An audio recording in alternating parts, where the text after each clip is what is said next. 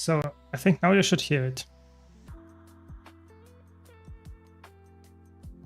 Yes, I hope so, because sometimes it's really weird. Sometimes my OBS just resets and then I have to set up all my settings again. It's really weird. So I'm sorry that you couldn't hear that. No, and I was just saying welcome to the stream and stuff. And the important part is I wanted to hear your opinion about the patch, because I feel like, are you the people that are saying, yes, we got a lot of content with this patch? Or are you the amount of people that say the content, yes, there is content, but the content that we got is like, yes, not the best to say. I mean, there are two camps, so to say. Welcome everyone. Welcome Snowdrop. Yeah, I feel like one can objectively say that the content that we got is not the best. But at least from my side, I don't want to white knight Guild Wars here, but I feel like this is at least a patch where I would say we got content. You know, we got a fractal, we got convergence CMs, we got quality of life features, we got a new map, we got story. Might be not good, yes, but at least we got a lot of different things. That's why I would say it is at least something in there. Yeah, but I can definitely see so people, content creators, are really upset about this patch. Yeah, but the content that we got, I am with Snowdrop. I think the content, especially the events on the new map, I'm really not a big fan of that. It feels so bad. It's so boring. It's like you hit objectives with your turtle. You know, oh my god, the gameplay of that is horrible. It's so bad. I will go into that obviously later and play more on the new map. But for me, it's like really, really bad. It's like Giala Delves tier. I'm really not a big fan of the new map. I think there is a second part to the meta that you only see if you actually see the boss, I think, or something like that. I have to check it out because I haven't seen that one yet. But I did not do all of the story yet. I did, I think, the first instance, and I want to get to the second. That's the, and then I'm hopefully done with it. I think there are only 3 instances, so. Yeah, I'm not a big fan of the first part of the story, and I'm pretty sure that the second part will not be better. Yeah. And there is a lot of stuff to talk about this patch. Let's put it like this. If it's in a good thing, I would highly doubt it. Yeah. Yeah, I think that you can. Another content creator mentioned that this patch is like one of the worst patches they've done. And you can see that they put a lot of resources into something that is not this patch. You know, that you can see this is the last patch and this is concluding Chantia Wilds. And it's, you know, it's not worth of a real, it's not a good ending for that, I would say. And I think you can clearly see that they're not fully working on Guild Wars 2. This is like, if people doubted before, I mean, if you can't see it now, it's like, okay, you might be blind then, because this is not what Guild Wars 2 developers put out if they have 300 plus people working on Guild Wars 2. That's just straight up not the case. I highly doubt it. You know, the amount of content that we got is okay, but the quality is so low. It's really like the fractal. I think it's better than Silent Surf, I guess, but I feel like it's still not feeling like a real good fractal anymore. That's just my take. Yeah, I haven't seen the last part of the story yet, so I'm excited to see, because you already teased me, and Echo Fox also said it's like you will enjoy it so much, and I'm really, you know, I want to see it. I want to see if it's really that bad, or if you're saying that's just to memeing me. I don't know. Let's see. I'm sorry, Filthy. Welcome. Yeah, they could be working on the next expansion. I'm not sure what's happening, but it's definitely they are not working on this update. That much is for sure. You know, this update uses reused assets, uses a map that is like half as big as previous maps, if at all, and the quality of the combat on there is like so bad. We never had that much, so to say, bad events and stuff, I would say, in new maps. That's at least my take. Welcome, Frozen. Welcome. The fractal was fun. I would agree. I think the fractal is like, it's not the best fractal, but it's a fractal that I really like to play. I'm not sure if the challenge mode will be fun. We will see if that's the case. But I think the fractal itself is not bad. It's definitely not horrible. It feels more like a fractal. It feels a little bit like there is not that much happening, but at least it's a fractal that you can do quite fast, and we have some kind of classic dungeon feeling to it. I think it's too linear for that. It's a little bit like you have like chamber after chamber and you just kill mobs. I think it would be cooler if you could skip something or something, make some interesting stuff happening. Maybe there is some already some strategy that you could do to make that happen. But I feel like it's not too crazy from the mechanics and stuff, which is okay. You know, I like to have a fast, just combat heavy fractal, and I think that's good enough for me. Yeah. A lot of outsourcing? Yeah, I guess. I mean, we had the theory here in chat already that either they are working on the next expansion, they are working on Guild Wars 3, or they are really working on another project like Aeon 2 or something. NCSoft really got their developers and really pushes them to work on something different. We don't know. You know, everything could be true. I'm not sure, and I really hope it's not that. But I'm not sure. Yeah.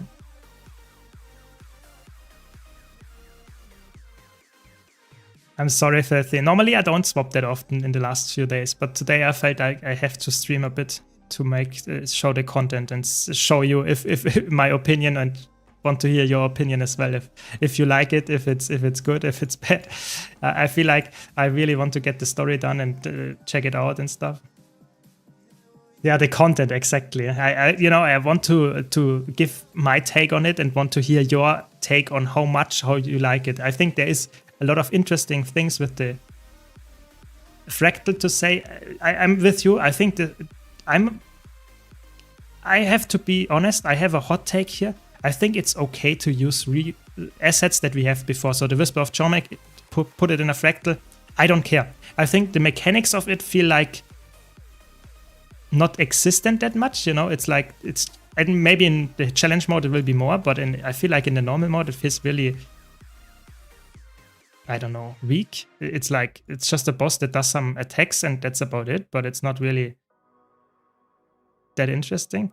Oh, should we join this group? That would be interesting. That's like I want to do the whole fractal run. Yeah, exactly. You can solo the fractal, and it feels not that, you know, it feels not hard, which is okay. It doesn't have to be hard.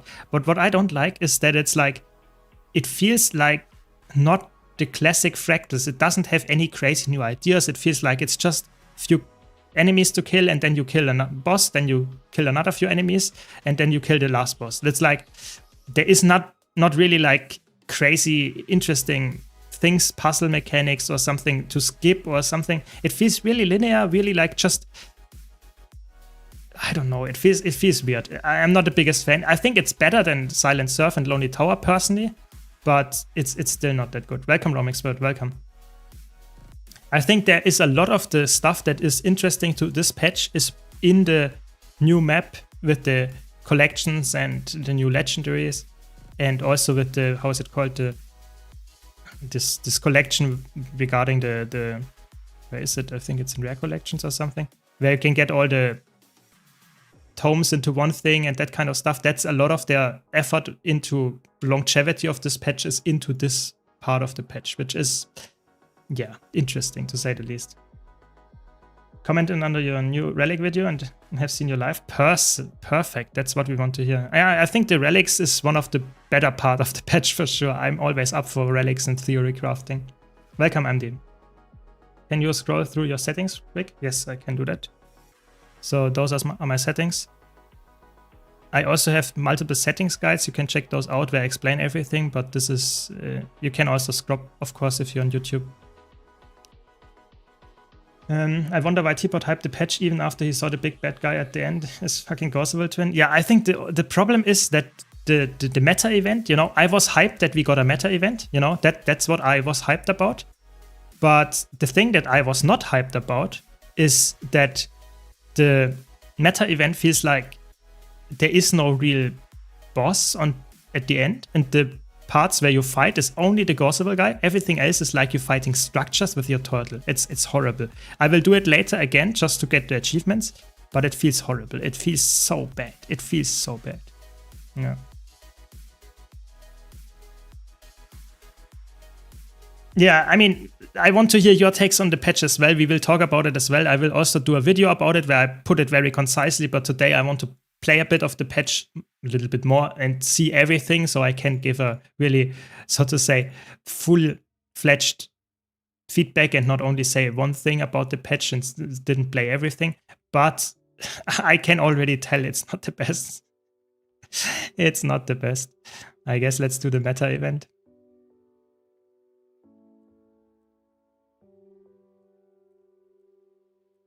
It's full. Okay.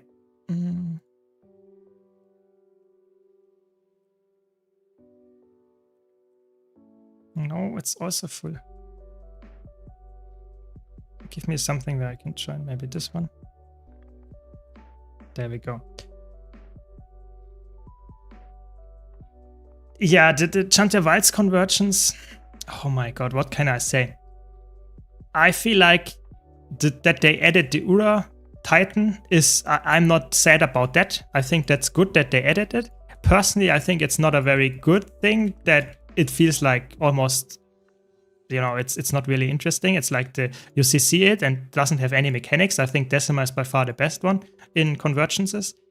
But I don't know. I feel like, personally for me, it feels, I don't like the convergence in the thematic that much. I feel like the convergence is a little bit boring, but at least it's more content, and I haven't done the convergence CMs yet. I'm not sure how hard they are, but I really think they should be more of a challenge, but not too hard, because I feel like if you would get more people into a little bit more how to set up your squad and that kind of stuff, then in my opinion that would be amazing, because if the rewards of the convergence are really good and people want to do it, and the setup of the squad is important to actually do it, and you can get it then quite consistently, then people would be intrigued because of the rewards to play it and slowly learn something about setting up your squad and just how to play Guild Wars in a little bit of a more advanced way without really challenging your gameplay and improving your skill too much. It's just about understanding the game a bit more. I think that's a good thing. I don't know how good the rewards are. I haven't done it yet, like I said, but I might try it later today. Yes.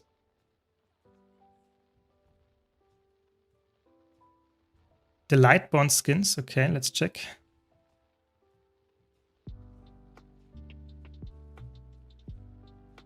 No, they're quite expensive actually. Interesting. They look almost like Chaos weapons. That looks very close to the Chaos stuff. From the effect. I mean, that's a nice effect. Can you get them? I think you can get them in game. It's not in the. Interesting. Yeah, I like them. Good catch. I have not done them yet. I'm not sure how you can get them. Maybe I have to buy all of them. I will play this story. I just thought the Metament is currently going, so I think I should get this. I should read the mail. Okay.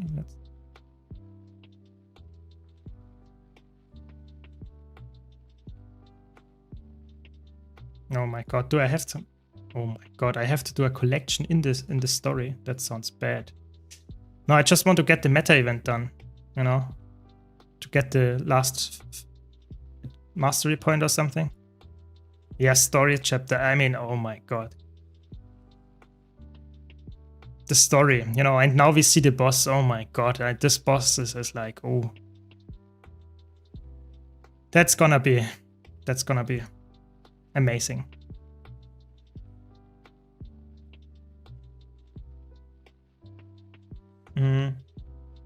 They are looking so much better than the Chaos skins. Yeah, I think they are actually quite interesting. I will go for them. I mean, I personally think it's actually funny to me that I have this Chaos Spear and people find it's really interesting. You know, the Chaos Spear, like 5k gold, I have that one. It's without even knowing. And this one looks, it's like almost the same, you know, it's like almost the same like the Lightborn skins. A little bit less, so to say, textures on it, but it looks so close. Please be more excited for the story finale. I mean, I can't be excited if I see people talking about it like that. You know, it's. I really would like to be excited, but I feel like the story at the end of the Soto expansion and also this one, I just think it falls off. You know, it's like you don't expect much, but you are still, you know, negatively surprised how little there is. Yeah, I really think so. First, I was hyped about the story finale because that's actually the last story I can ever play, but then I played it and I was so pissed. Oh no, let's see how it will go. So I don't want to get hit by this attack for more than 10 seconds. Let's see if I can do it.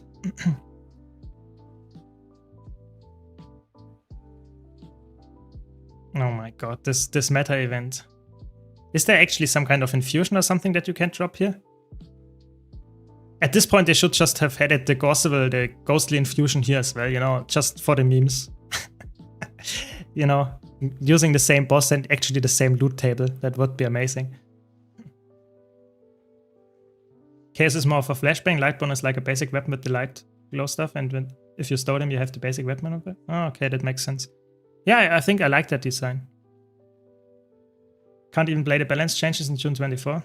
Yeah, I feel like the balance changes will be more content, at least for me in the long run, for sure. That much is like, I'm 100% sure about that one. Because, you know, I want to craft builds and stuff and make new build guides. That's way more interesting than going for stuff that is like once or twice I do the meta event and then I'm done. Sure, I'm with you there. I'm fully with you. I think balance changes in Guild Wars 2, now, at this point at least, they are like way more exciting. Yeah, I mean, I think it's okay to, don't get me, I think that might be a hot take, but I think for me it's okay to actually have reused assets, you know? I just think that it's a little bit of a shame that this boss is not only reusing assets, but it's also just feels like Gorseville in the open world, you know? It's like, it feels like almost the same, and that's not the end boss, you know? That's the part where I'm a little bit sad about. It's not the end boss. It's like at the start of the event, and after that you just use the turtle. That's why I don't like this event. I did it once before and it feels horrible. There isn't even a reward chest at the end. Yeah, I mean, I think there is some kind, you get some rewards with it, but you're right, it's obviously not as exciting as you would get from any other event. And I think if we get the CC here every time, I think there's something differently happening. So let's see if we can get that, because I feel like normally you in the open world CCing is like, yeah, it's not gonna happen, you know? Let's see. Okay, there's the CC. Okay, I can double CC. I can CC a lot here. No, I think it's not gonna happen. Yeah. I CC'd a lot, you know. I don't know. Classic. Bavonivos map and metal looks like it's made by Ainet's cleaning lady. Yeah, I think it's one of the worst maps they added. It's you know, it's a unique design, I will give it that, but everything else is about the map is I don't like it. I agree. I think it's horrible. It feels like a really bad version of Tangled Depths with no events in there, you know. That's what I feel like it's horrible. The meta surely infused me with disappointment. Yeah, I mean, the meta is like the worst part of this patch, and that says a lot, because the patch, what is going on? Why is it invulnerable? First time me doing the meta was like, wow, already such a boss at the start, can't wait to see the end boss, and then it's a turtle. Yeah. Yeah, exactly. I feel like every time they have some kind of turtle events, it's just bad, because they can't really implement it in a way that it's actually interesting. I personally think that. And I also think that it's always bad to actually make the combat of Guild Wars 2 worse by sitting you on a mount. I think it's okay to do it once in the event, but doing it all the time in this one, and then to have no real boss, just some structures that you fight, it's horrible. It's really horrible. Welcome, Esteban, welcome. Yes, so I checked that out, this feature. So if you haven't noticed that I think it's the last few videos, I added this feature from YouTube that it automatically adds some kind of translation to it. Not only the title, but also other parts of the video. So depending on what you usually use your YouTube language, that's how it's gonna be in the in my video as well. And if that's working well for you, if you can understand everything and it works better than if you would watch my usual English version, then it's actually, then I will continue doing that. It's definitely a cool feature, and I'm really happy that it works apparently quite well. Yes, so I will do that for sure, yeah. Don't worry. And it's free. It's free for me as a YouTube content creator. It's currently in beta. It's not working, let's say 100%. But if you have any comments, feedback on that, I will try to improve it. So let me know if it works and the translation works for you and it's actually accurate. That's perfect then. Yes. They decided that since few people go to raids, they could use this boss and most of the players wouldn't notice. I think it's actually more like, I think that could be the case, but I feel like it's more like they wanted to reuse something that was not used in a long time and people might not have seen or don't care to see because it's an interesting look. It's, you know, it looks interesting. I think, I'm not sure. Why is it now working? Sometimes I feel like, are people just bad at it, or is this first break bar almost impossible to break? I don't know. At least we did it. Yeah, I think this, they did it before. Actually, in a long time ago, they actually did Veil Guardian in the open world. I'm not sure if everyone knows here, but actually Veil Guardian is in the open world. It's in Bloodstone Fen, there is a Veil Guardian end boss. And I think that's not bad, you know, it's okay. The problem is that this is not the end boss of the whole thing, because you think, oh, that's a cool boss, you know, it's quite nice. But then you have the thing that there is nothing after that is interesting, you know, that's like the highlight of the whole meta event, and it happens in the first 3 minutes. It's like, okay, why do I play it at all? How do you like the new Beehive mastery? Yes, masteries is like, this is one of the points that I say, okay, just don't do any masteries at this point. You know, at this point, the masteries are so bad. Why would you add any, you know? I think the housing mastery, maybe, yeah. But the other one, it's like, who cares? You know, just make that baseline. It's horrible. I think I will do a video, don't worry. This, I think probably tomorrow or the day after that, I will release a video where I talk about all the patch stuff and make a concise, just talking about it, and don't be too harsh, but also don't be too friendly about it. And I feel like masteries, the meta event, this will be on top of why I don't like the patch. But I don't know. It feels really like it's one of the worst parts of Guild Wars 2 right now. How much they put out. It's I like that they added a lot of skins. That's what I like. Yeah. Not gonna lie, but I do enjoy that super long meta event you do much more, where you are on the turtle so many times. So you mean Giala Delves? Yeah, I think Giala Delves people are, some people really enjoy that one.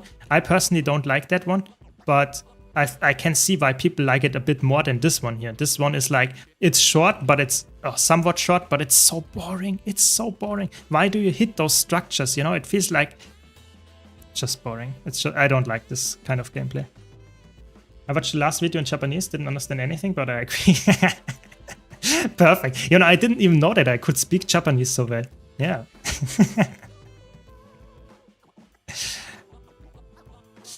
The Giala Delve, or however described. Yeah, exactly. It was Giala Delve. And I think the first part of the Giala Delve meta is actually, I think it's okay. It's not too bad. I think the second part, where you go through the tunnel back, that's a little bit too long for my taste. But I also am not the biggest turtle fan in Guild Wars 2. I think the turtle is a little bit of a unnecessary mount. Might be a hot take, but that's my opinion. Yeah, I don't know. It's not for everyone. That much is for sure. And I'm not one of the biggest fans here. It's not impossible to break. It's just, yeah, I think it's actually not that bad to break. The problem is everyone has to contribute, and that's in the open world, you can't expect that. You know, now we did it, but I think it's not enough. You have to do every single one of them to actually get this secret phase here or something. I'm honest, I did enjoy EOD expansion a lot. Hated Soto so much, loved the first map of Chantia so much, hated the rest of it. Yeah, I feel like a lot of people would agree with you that it's just like up and downs all the time. And I mean, Soto is not the... Soto brought a lot of features, but the maps or the content of it is probably not the best. And Chantia Wilds, I would say, didn't even bring that many features. It's just a little bit empty, I feel like. And we did it. New elite specs confirmed. Yeah, there are some rumors. I'm not sure if it's confirmed, but I think with the next expansion, we actually will get elite specs. I think that's what the rumors and the leaks are saying. I don't have any proof, so I can't tell it. I don't want to promote it even further. I'm just saying this is what the rumors are saying. Yes. I think I didn't get the glider from those, even if I reached time. Anyone else? I think you sometimes you have to wait. Sometimes it's really weird. It takes a while. You have to reload the drops thing, and it might work then, but sometimes it doesn't work. You just have to wait. I think in the end you will get it. And if not, you can just write support, and they will actually give it to you instantly. Supporting Guild Wars 2 is really, helpful. The whole Giala dive meta is actually kind of fun. It takes a while, but even then it's the time and want to do some PvE. Let's do it, and rewards are okay. Yeah, I think the rewards are not bad. That's the interesting part. But I'm personally not a big fan of the tunnel part. I really don't like it. So if you like it, sure, go for it. But I personally am not the biggest fan. I also have to do the map completion. You know, it's like a few points of interest, and that's about it. But okay. The tunnel sucks, but at the end of the tunnel there's a boss. This map is not a meta event, not by gameplay. I'm pretty sure Inet knows this. Yeah, I think the problem is, how could they decide that this is like, and this and the last update were like ready to ship? How could quality assessment, where they, think about it. They put out the same studio, put out Heart of Thorns, put out Path of Fire, put out even End of Dragons, those 3 expansions. And they say, yeah, this is an update that is worth to make such a hype about and people are really interested in. How could the developer team of Guild Wars 2 say, yes, we are behind this, we think that's a worthwhile shipping thing, It's crazy. It's really crazy to me. I don't know. I really don't know. Also, making the final Titan, the actual map is so lazy. At least in Dragon's Den, you fight the Mouth of Motormouth at the end, and there's a building. They should add some boss, even if it's another Gospel. Yeah, I agree. I think fighting some kind of structure is always boring, especially if it's the end boss. It feels really bad. I mean, that's the story. I get it, but I feel like it's horrible. I don't like it. Yeah, I think definitely. I think I will do a Chantier Wilds review, because now I have all the content. I will do that as well. And I feel like the best part is like the first map and the spears. That's for me the biggest thing. I think if you're into housing, maybe housing is up there. The Warclaw is fun, but I personally think it's not like I use it every single day, for doing content. It's a fun mount. I think it's a good rework. But I think the spear and the first map, that's what is selling it to me. Is there some kind? Yeah, there's this debris. You can pull it down and it does some crazy damage, I think, to this structure that we are destroying here. Wouldn't be a surprise if they bring elite specs on the next expansion. Yeah, I think there is a leak and people are talking about it, and it's quite possible now because of the rumors and the leaks that it will actually happen.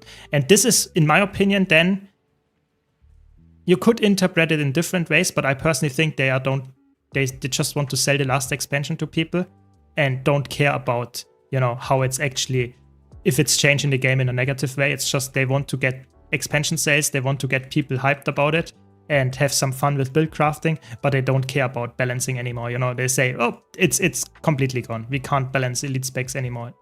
Just let them have fun. I think that might be the case then.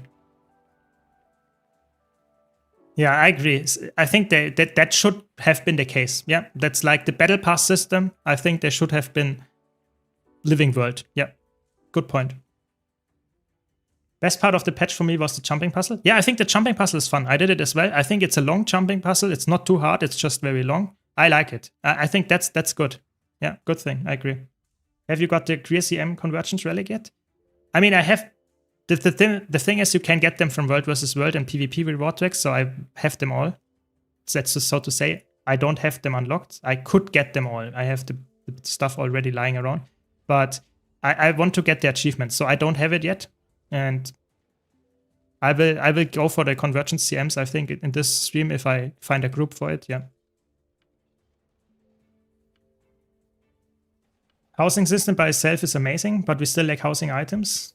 Yeah, I feel like the housing it needs some more systems to make it more interesting, or more items. I think I'm not someone to ask. I'm really, I didn't place a single decoration, so I can't tell you how well it works and stuff. But I think it, for people that enjoy it, there should be more stuff that they could get, and more cheap stuff as well, like building a house yourself. I think that's way too expensive for what you actually get.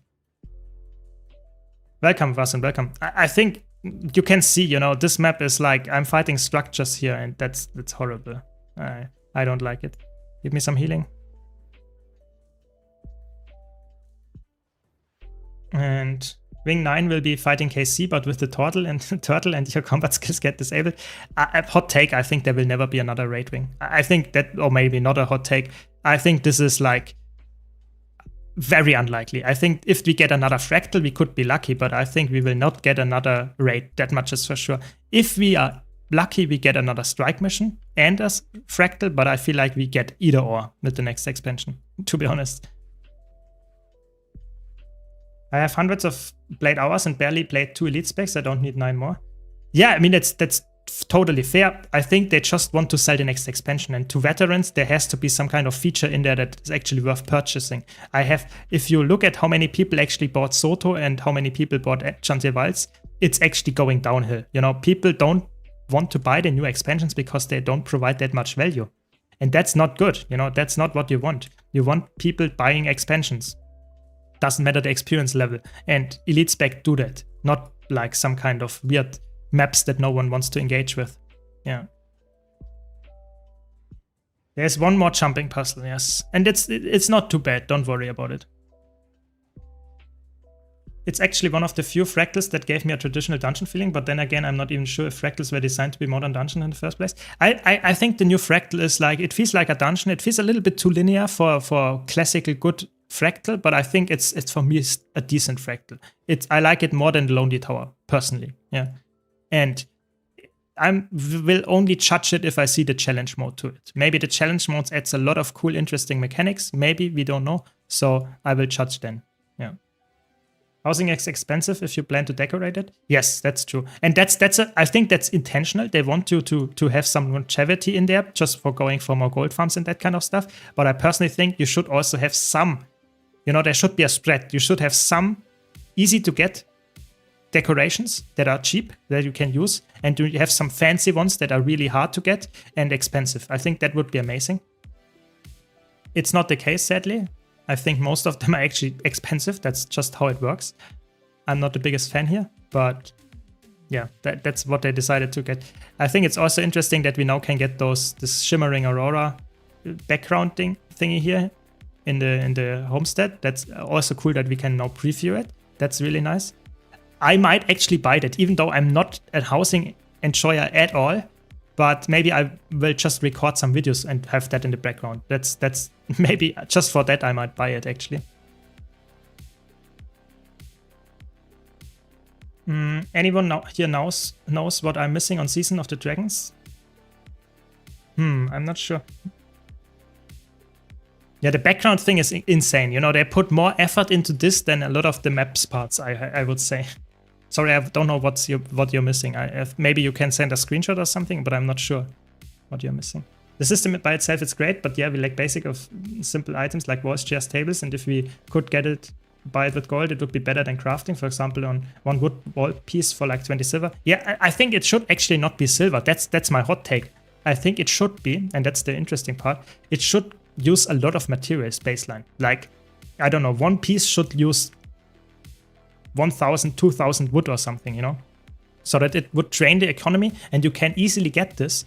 But in the future, wood is actually worth something because people want to invest in it. It should be really high amount of wood or something so that you actually get it, and it just drains the economy. Because currently it's like, if you look at those basic crafting materials, they are like worth nothing, and they should actually improve that, in my opinion.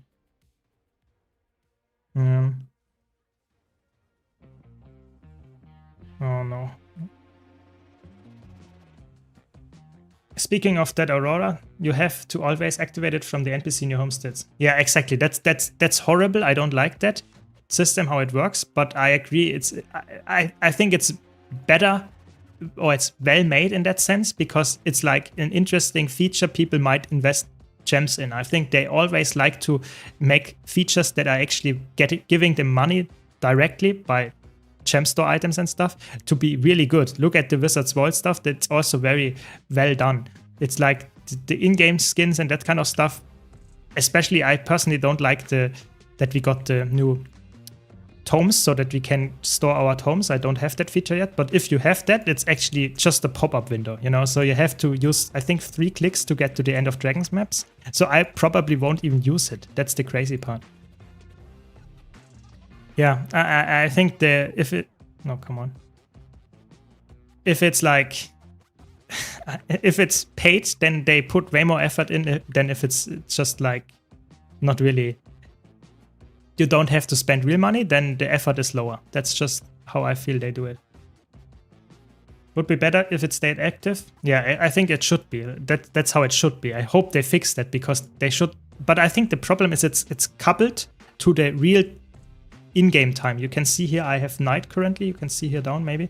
And this will turn and switch to day in a few minutes, because that's just how Guild Wars 2 day and night cycle works. And that's the same for your home instance apparently, so you can't really make it static. I think they should have done it in the first place, but maybe they couldn't, or they didn't want to. I don't know. It feels like it's an oversight for sure.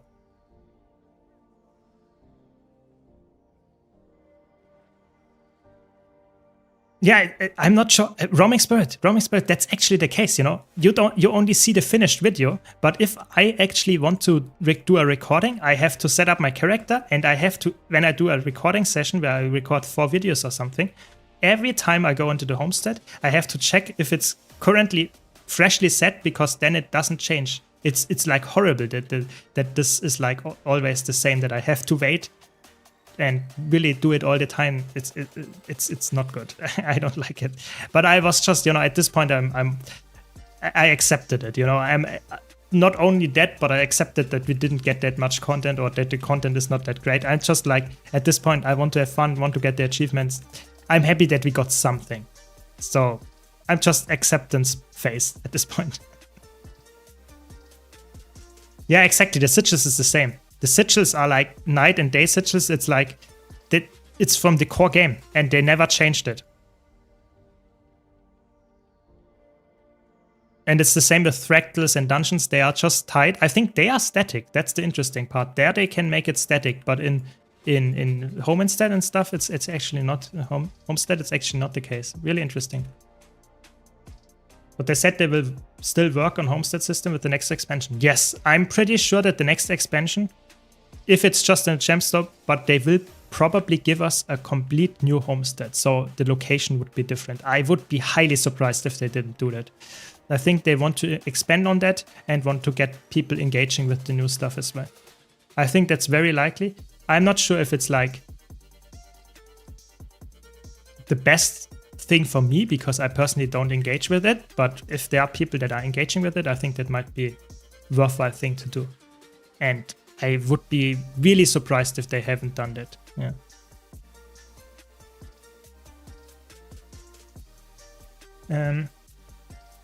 Open world is not, and that's the interesting part. Why didn't they make it an instance? Because it's the homestead. Why didn't they make it an instance and it's static? I don't get that. And then you can easily change it with the switch, and then it will be there forever. I don't know. It's really weird why they didn't do it. But the homestead in general is not good, I think, because you can't teleport out of it with the teleporting system with waypoints and stuff, and you can't join squads and parties and stuff. That's horrible. I hate this. It's really bad. I look into the LFG, find a group, want to join. No, I have to leave the homestead. If I leave it, the map and the party is already gone. It's horrible. I really dislike this. Every game trying to be Stardew Valley. Yeah, it's true. I mean, they should just accept that they are not. But yeah, that they are not doing it. No more Homestead, please. Already Chantier Wilds Mastery are useless. Yeah, I think the Chantier Wilds Mastery, to be honest, is one of the worst masteries in the whole game. To be honest, it's really bad. It's not really changing that much. It just gives you more loot, and that's about it, you know. And the Homestead Masteries is like yes, they improve your homestead things, but it's like very artificial. It's not really changing the gameplay. It's not like you can explore new parts of the map or something like with Heart of Thorns, where it's actually quite interesting, the mastery. No, it's like just you can craft more stuff and that kind of stuff. It's really bad. I don't like the mastery system at all in the current iteration of it. Yeah. I'm only a player for 2 years and I couldn't get into PUF because I always wanted to play Heart of Thorns because of how fun the metas were. Same thing with EOD as well. After all of that, this patch is probably the worst patch I've seen so far. Yeah, I would say probably most people that are agreeing with that. I think this is not a very good patch, if I'm diplomatic about it. Most people would actually say it's one of the worst patches in a long, long while. Maybe even the worst. We don't know. It doesn't, at least we got content. I don't want to be too much of a critic here, but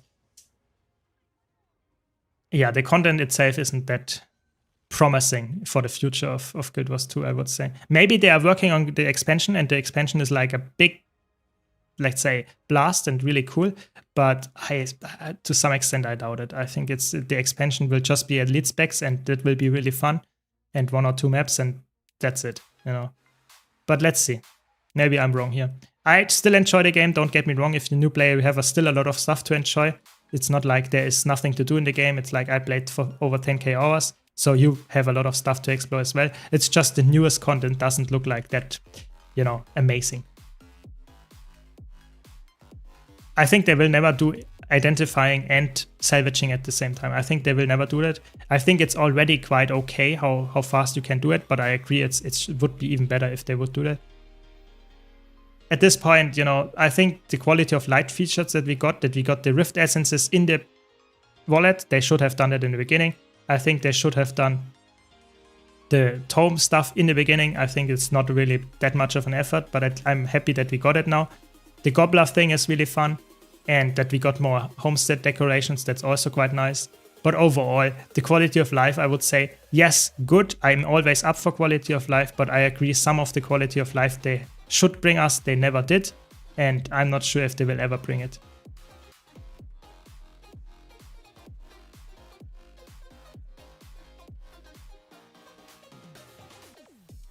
But let's see. Keep our hopes low. Yeah, I think, to be honest, you should to be honest, my take about this whole thing, about the next expansion stuff, is like, you should expect not a lot, you should hope for a lot, but you should not expect too much. I really think so. You just want to have fun in the game. Oh, we are already done. It is so weird. This was amazing. Such an epic finale. Holy shit. Let's now play the story. Or is there... I'm never waited on this. Is actually... Do we get some loot after this? Or is it just some... I don't know. Is something happening after that? My head take on the patch is your latest video on the relics are fake news. So what do you say, Caspi? I'm really interested to see. What is going on? What do you like about the relics? Which ones are good? I really want to have your opinion on that. Yeah, it's true. It's in game. I would say it looks like it's in maintenance mode Guild Wars 2, and they are working on something in the background. Maybe Guild Wars 3. Yeah. Yeah, phase 2 activates after the timer, but the problem is I think it only activates when you killed the thing, or didn't you? When you get the CC going. They should really just implement things like auto-consume karma and essences. Yeah, that's true. That should be the case. Why no one would keep them? Yeah, I agree. Good point. Yeah, sometimes the quality of life they improve made it worse. So I'm not even sure if I want to go for the full tomes because it's just more clicks. Yeah. Ooh, okay. I actually did not know this, Caspi, that it's stackable in that sense, because I thought the interval is actually applying to that you can't apply it again. So then I have to actually adjust this. Good point then. Because, there is an interval, and I thought it's like you can't get it again in the next 3 seconds, but apparently that's not the case. Okay, that makes sense then. Yeah, should really fix that then. I will. Maybe you can post a friendly comment under the video so I can actually pin your comment about it. Because I don't want to spread fake news. Yes. Perfect. Good job. Thanks. Because oftentimes when I do something wrong in a video, you know, I'm just human. Sometimes I have some mistakes. That happens, especially when I want to be fast and give you some news about it. Then people are really toxic when I do something like that. So please, if you have a constructive criticism, please, I'm always open for that. But please don't be toxic, you know, don't offend me. I'm just a human. I don't want to, you know, get offended just because I said something that is not your opinion or something. Please, always be civilized. Yes. I played Dragon's End for only 10 days straight. I only wanted a single more meta event like that, just a single one. Yeah, you don't get that one. It's the sad truth. It will not happen.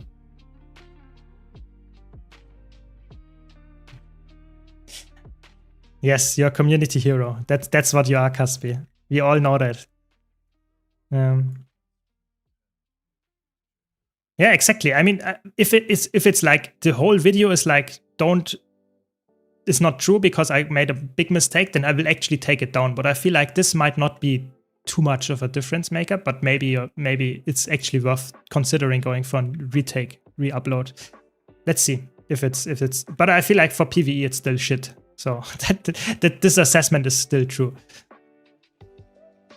But for PvE, I guess it's for PvP. I think then it's actually quite good for Conde Mirage. I actually was already thinking about it, but this makes a lot of sense then. I think the new combo relic is the problem with the combo relic is that the ICD is so long. So that the new combo relic, even in PvE, where is it? This one, 30-second ICD with using all the combos. It's like too little of the time. If it would be like 20 seconds, maybe 15 even, then it would be amazing. But 30 seconds and in PvP 60, it's like, who does this? This really is not that good. Conde Druid might be coming back. Yeah, I mean, I don't like, I don't want Conde Druid back, but I guess, yeah, I guess. I really hope that we got some hotfix to the B. I really dislike the B. I think the B is so broken, yeah. But I think the relic is, I like the design of this relic that I just showed, you know, that, how is it called, Living City, that you get all the boons and stats. I think that's a really cool design, but I feel like it's too gimmicky for the long cooldown that you have on this thing. That's why I don't like it. I think if the cooldown would be shorter, then it might be worth. But if you just use it once in like every minute, it feels like it's too inconsistent, in my opinion. Is Mirage getting some changes on the next balance patch? Yes, Mirage will actually, I think Mirage will, in every game mode, will actually be really good. I think I'm not lying there. I think Mirage will actually get improved by quite a bit. I think Mirage is already in PvP quite good. And even in World vs. World and PvE, it's a good spec. But after the patch, it will be really good. It will be really good. There's one. Oh, there are both of them, yes. But we will see. Maybe we can make some healing Mirage for PvE. Or something like that. But Mirage will be interesting after the patch. I will put out a lot of build guides about Mirage, that much is for sure. The bee is a pet that they introduced with a last patch or a few patches ago. I don't remember. And the bee is like, it uses a bull's charge or has a bull's charge, and that's really good for Soul Beast. Has a lot of bleeding, poison application. It's very toxic and very annoying to fight, and I think they should just fix it and make the cooldowns longer or something. I'm not a big fan of the pet. I don't want to have broken pets in this story. I think that's horrible. Okay, I can talk to those guys, I guess. Do we get some achievement here?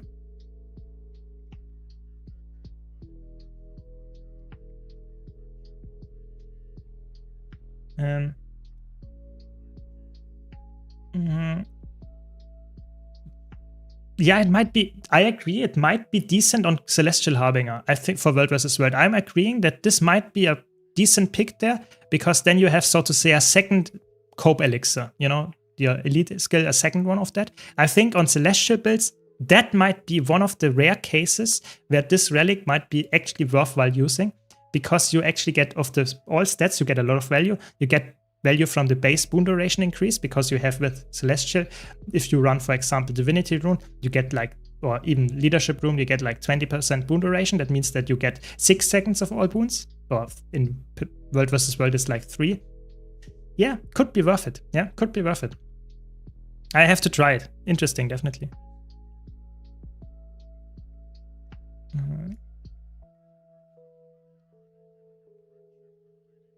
Relic of Norris is a much better option than Living City, especially in PvP. Much better uptime and have better effects. Yeah, I think Norris is really underrated. I think Norris is one of the relics that I would say is absolutely insane how good this is. It's really, really good. If you like to use some kind of boon removal builds, this is insane. It's really good.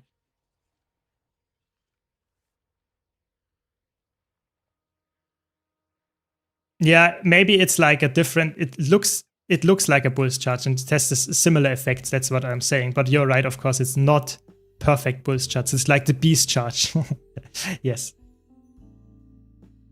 Yes, you need to unlock them, Caspi, but that's the cool part. You can also unlock them in the reward track. So you can just go for the Chante Valse reward track and you will get them. So you don't have to do the achievements for it. If you're World vs. World or PvP player, you don't have a problem with that one. There we go. I did it.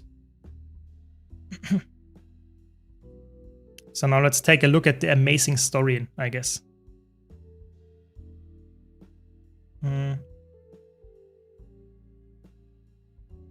Yeah, that's the interesting part. For me, yesterday, the Wizard's World was bugged. At least now it's fixed. But if you look at the special tabs, it's like the meta event. You do the fractal ones. And then you do the last story chapter and you do the convergence. Wow. You know, there is nothing in there that actually keeps you playing for longer. It's like you do everything once and you're done. But at least we got something, I guess. Yeah, it takes quite a while. I have potions saved up, but I think I'm happy that they included it. You know, I don't want to go for achievements that take forever. So I'm happy that they included it, that we can go for the reward tracks. But of course, you're right. It takes forever if you only have no potions and you have to farm it. But better than nothing. Next time you could actually prepare them already, the boxes and the reward tracks, if you know that. Yes, story time, exactly. So we have to go to Divinity's Reach. Okay, let's do that. I see you're in a mood to crack a lot of jokes. Yeah, yeah. I'm in the mood to crack a lot of jokes about the amazing story. Yeah, for sure. Nice, you didn't get credit for the meta event. That's what you want to see. Amazing. Yeah, you did the crazy good meta and then you get nothing. Nothing for it. That's how you want to have it. Oh no, now I have to collect those pieces. Oh my god, is this a joke? Brisbane Wildlands. Oh my god, that's amazing, you know?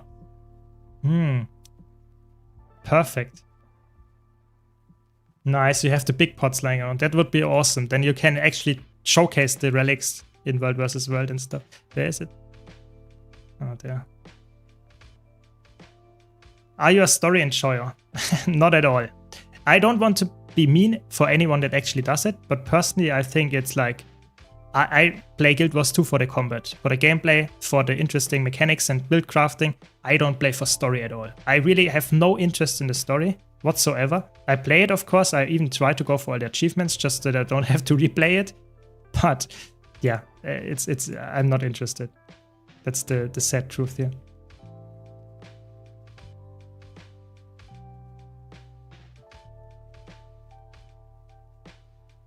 Okay. Just pressing F everywhere to just get all the things here. Okay.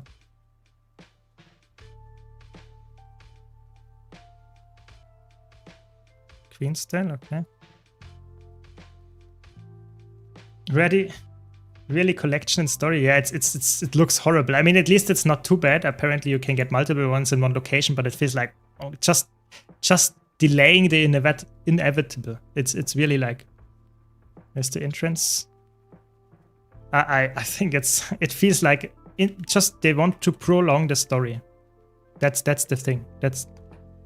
No, let me in.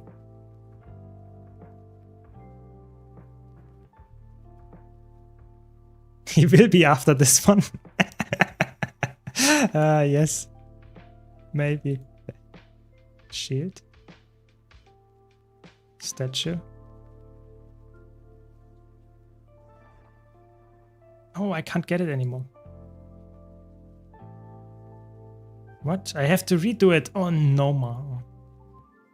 What? This is annoying.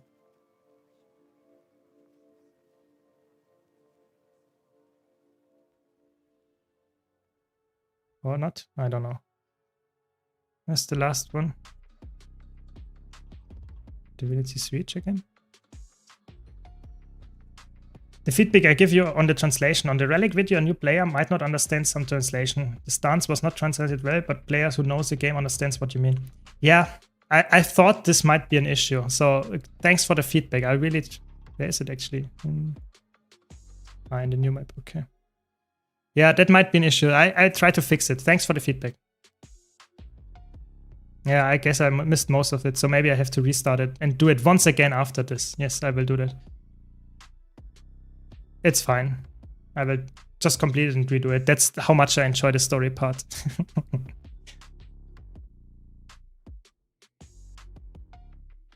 Yeah, actually, I totally agree with you, Fassi. I think the balance patch will be the big content. I want to have new builds, new theory crafting going. I'm happy that we got the new relics. I think they are actually interesting enough to make builds around them. At least some of them. I think the Mistborn relic is actually probably quite strong, even though it's one of the most boring ones. And I really like to check out what the new balance patch can be, let's say, make work with the new relics as well. So there's some interesting stuff for sure. Yeah. Now we talk with the chat while those NPCs are talking, and I don't listen to anything what they are saying apparently. I'm a new player and I'm still hesitating whether to play Guardian or Mesmer. So both are incredibly strong right now. So if you're just coming from a meta perspective, they are really, really good right now. If you want to have some feedback on what is actually more suited for you, you can check out my video that I can link. It's just, or just check it out if you want to. On my YouTube channel, I have a classes guide. Just look for classes, new classes, and you will find it there. But in general, I would say play the one that you enjoy the most. If you can't decide between those two, so I would say Guardian is the all-time favorite of ArenaNet. They will never nerf it too much. It's always viable, always very strong. Mesmer is really strong in PvE right now. In competitive modes, it's in a healthy spot. In PvE though, it's like absolutely busted. Best supporter, best, I would say, offensive supporter for the most part as well. It's like really good. So if you enjoy the playstyle of Mesmer, that's what you should play in PvE, I would say. Guardian is also really good, but a little bit less so, I would say, than Mesmer. Mesmer fills a really good role. Okay, search for the thing. I can't even mount here. No. Okay, so I don't get downed. That should be doable. Yeah, best chapter. Yeah, maybe we have to redo it. We have to redo it. So now, you know, all the people that said it's not that good, you know, I will do it twice apparently, just to get all the achievements because I missed one already. Amazing.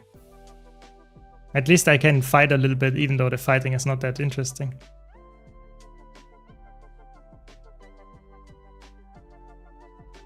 They definitely knew that the community wouldn't like the update. That's why they made this big balance patch. Interesting take. Maybe you're right. It would be. I haven't thought about this in let's say, in this perspective, but you're right, actually. That could be the case. I think the balance patch is actually the best one we had in a year or even longer. So I think that will be interesting. It's a big buffing balance patch, which is really interesting because buffing stuff is like always more exciting than nerfing stuff. So yeah, I feel like that you might be onto something there. But the interrupt on the worm, very good.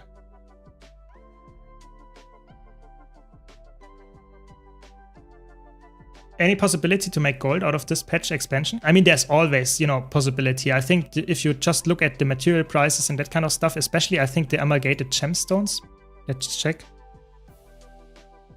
Those went up in price by quite a lot. So if you have some of them lying around, now it's time to sell them. It's really crazy. You need them for the research notes also, which is really interesting. And Yeah, there is definitely. I think you can make money. I have to check it out at the meta event and stuff if you can get some interesting stuff to farm there. But typically it's like it's spiking in the beginning when everyone is making the new backpack and the glider, the legendary one. But after that it falls off drastically. So you have to play a lot in the first few days to make money out of that. After that you typically are on the main part of the community that's actually also getting all the stuff and selling it. So if you're fast, you can make money, but only then, I think. Yeah. Welcome to the foundry of failed creations, or rather Draconis Mons infused with the POF forge camp and fucking Orine crystals. Yeah, it looks actually like some kind of mix between those. Yeah, I can see that. Yeah, and now they talk here for hours.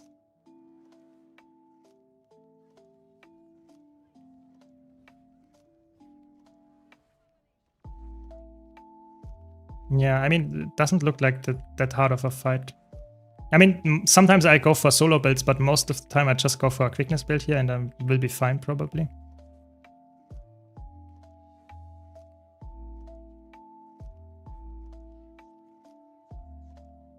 I will go for the backpack, but I'm not in no rush. You know, I have already legendary backpack. I will just go for the skin and I will get it in the end eventually, but I don't want to do it right today, you know.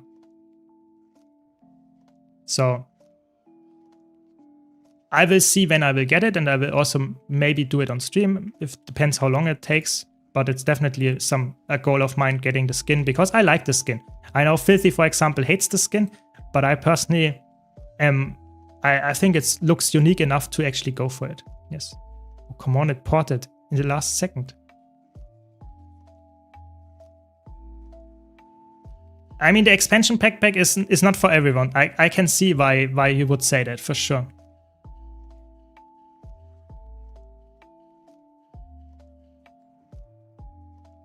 I cannot seem to decide between Willbender Power or Condi. Which one would fare better overall for open world solo play?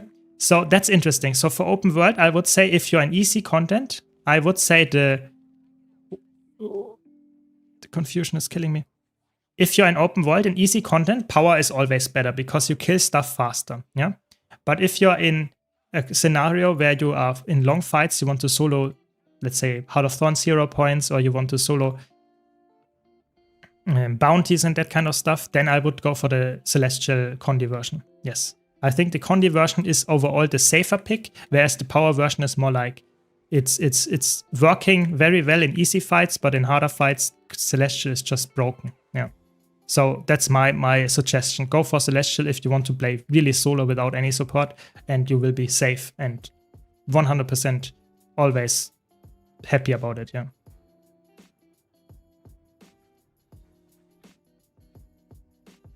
Would you sell the blue unidentified gear? So regarding unidentified gear, my thing is like, if you want to get money without too much of an effort, then selling it instantly or selling it on TP is fine. If you want to get a little bit more money out of it, then you would just go for opening it and salvaging it with the rule that you use the copper fed for blue stuff, the silver fed for yellow stuff, and the rune crafters for green stuff. And the exotic stuff you can sell. That's the rule. But if you don't want to open it because it takes too much time, then you would just sell it on the TP and you will be fine. So you will not make a lot of... The money difference is minuscule. It's like you get more money by opening it, yes, but it's very little, and you also have to invest time. So if you don't know what you're doing, it might take longer, and then it's actually not worth it anymore. So that's the answer here, Scorpion. I tend to enjoy the harder HP. So Condi is the safer option? Yes, for sure. The Celestial Wilman is really, really good, actually. Yeah. Power Wilman, you can just press all buttons and it will be fun, but it's not as broken as the Celestial one. The Celestial one has crazy amounts of sustain and boons and stuff. The Power one is just in easy fights better because it's, so to say, more bursty, but it doesn't have that much defense and sustain baked into the kit. Yes. If you get the luck, of course, then it might be worth it, of course. But you need a lot of luck to actually max it out, so it's a long road. Yeah, don't forget that. Welcome, Hasma. Welcome. Yeah, if you have any questions, please let me know. I'm always happy to answer questions from new player veterans alike. So don't hesitate. And if you have any feedback, also let me know. Thanks for all the follows, by the way. Really appreciate it. Do we know the recipe for the new backpack already? I think you can get it, yeah. I don't personally know it, but you can get it. There's also, that's the interesting part that I also wanted to do on stream. How is it called? I think it's called, how is it called? Mists. There is a new staff. Then there's a new skin to unlock, and I don't have that one, so I will do that actually after the story mission. This new pinkish staff that I can get from the Mystic Forge, actually. So I will actually get that one. Yes, very nice one. I will actually get that one. The backpack looks like Oreen had a big digestive problem. I mean, it's not for everyone. I can see that, yeah. Wow. Is that the story? We say farewell to Maboon. What's your favorite living world map? Ooh, that's interesting. Living world map.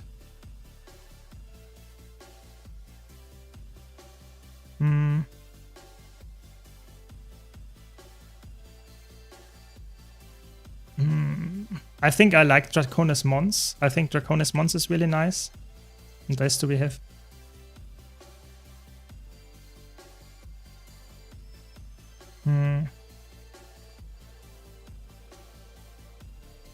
I like Biora Marches. I think Biora Marches is one of my favorite maps from the design perspective. I like it a lot. But yeah, that's my take, yeah.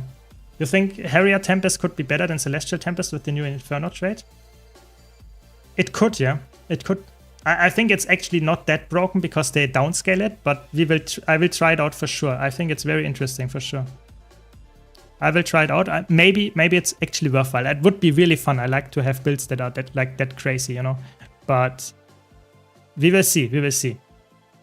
Where are they?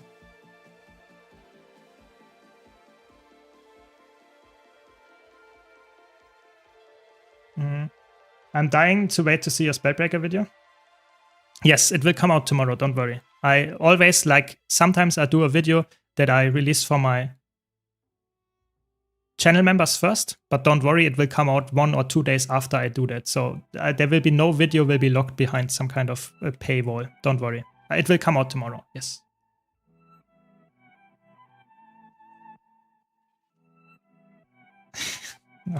Oh no, is this now the party part where I have to talk to all the people? I'd have to eat that, pet the cat and then leave. And oh my god, I have to speak to all those people. Oh my.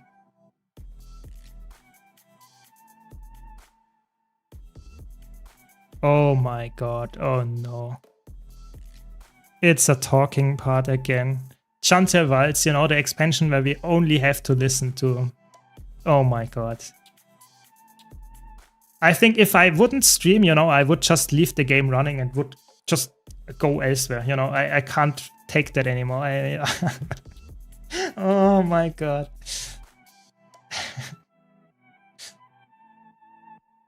How do you learn rotations? Each step precisely or just a general feel priority of skills? So I personally like to go in a way that I start and I try to go for the opener and nail the opener, and then I go to the next part of the rotation. And I really try to stick to the precise skills that I should use, because if I say I only learn the rotation concept, then I will never get the high number, because oftentimes it's really important that you really get the one skill after the next one. Only then it works very well. So I would go for all the achievement. Oh my god, they are so sadists. Oh my god, that's actually insane. Why do you have this long, really boring stuff you have to do twice? That's actually insane. Crazy. Really crazy. Yeah. Immerse yourself. Yes, yes. Yeah, exactly. Why do you have something that is like talk to everyone, talk to no one? You know, oh my god, that feels like the pain. Yeah. Yeah, I was molded with pain, yes. How do you memorize the rotation? Smash Golem for hours on some secret strategy. So, to be honest, if I have like, let's say I learn Power Virtuoso, yeah? Then I obviously read all the skills beforehand, you know? I read all my skills that I have and think about what the skills do, and then I check out the opener, yeah? It's typically like 5 to 10 skills, and I think about why they put it there, because those have probably the highest burst damage and the setup for the next skills, yeah? So I learn the opener, so 10 skills, yeah? And this is typically like, okay, I now know the rotation, the first part, and that's the most important one. The opener is the most important one, especially for power builds, because this is the one that you use all the time, and in fractals, oftentimes it's like over. Yeah. Okay, so now I have to check with all the allies, or what? I guess that's what we do now.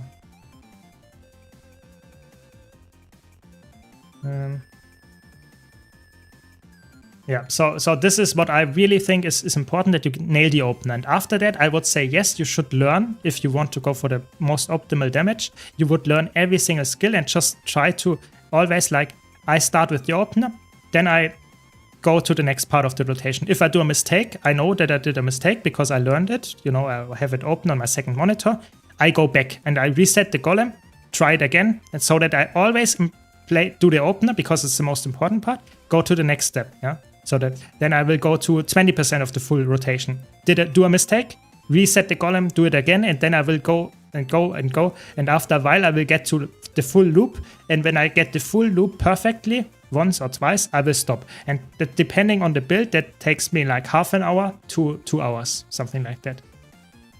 But of course, that might be different from person to person. So you just have to accept that and go there. The party broke him. Yes, yes, it did. So that's my take how I would do the rotation, yeah? So it's always like you always do the most important part, which would be the, so to say, is it not? Why is it not working? Interesting. Yeah, it's true, you can't hear them. Yeah, so it's like I said, it's very important with the rotation that you stick to it and really try to improve at it if you want to learn the perfect one. But I think it's really important that you understand that the longer you go into the rotation, the more often you learn the most important part, which is the opener. So I always try to restart fully from Flash because the opener is the most important one. Yeah. So the interesting part here is, what people don't understand is that if you, for example, play a quick DPS and have the perfect opener, that means that you very often out DPS players because you have the perfect opener, which is the most bursty opener. In fractals, in short fights, in dungeons even, this is the only thing that matters. You know, you are done after the opener. So that's why it's so important that you nail the opener every time. Yeah. Okay, it's not even the celebration. I thought we have to go for it. Oh my god. The talking bits of the story are made even worse with the fact that there's so little voice acting and NPCs like Stoic Elder talk like they are traveling through time. Yeah, it's like they really want to make you suffer. Yeah. Ah, now it's okay. I will sample all the dishes, I guess. Where is it?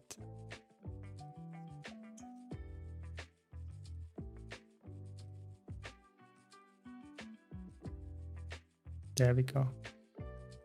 Sample all the dishes.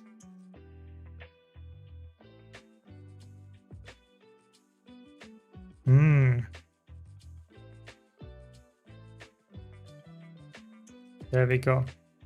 That was easy. So and now I have to decide if I want to talk to the cat or something like that. I first have to listen to the speech, I guess.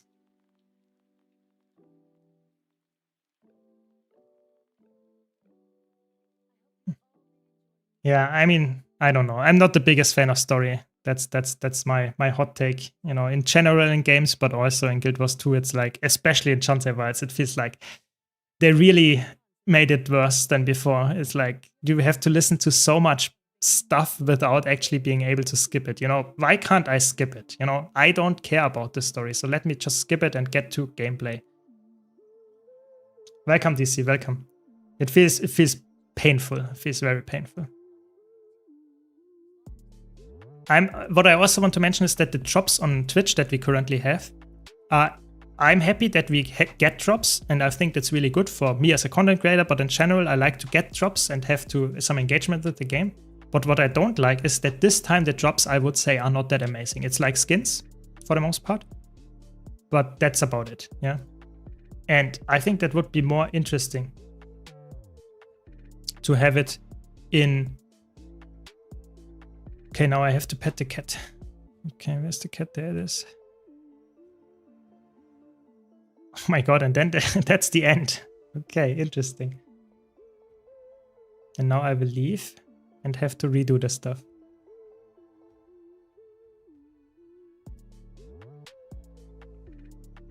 There we go. Yeah, exactly. Giving us a backslot, giving us some kind of utility that is everyone would use that. You know, giving us a backslot is something that every single player would like. You know, giving us skins is nice and all, but I, for example, have all of them, so I don't care.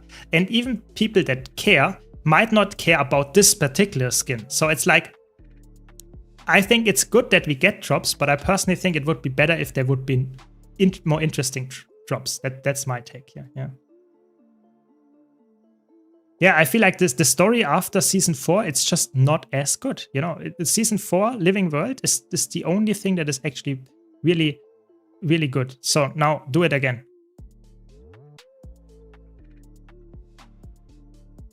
Do it again. Let me in.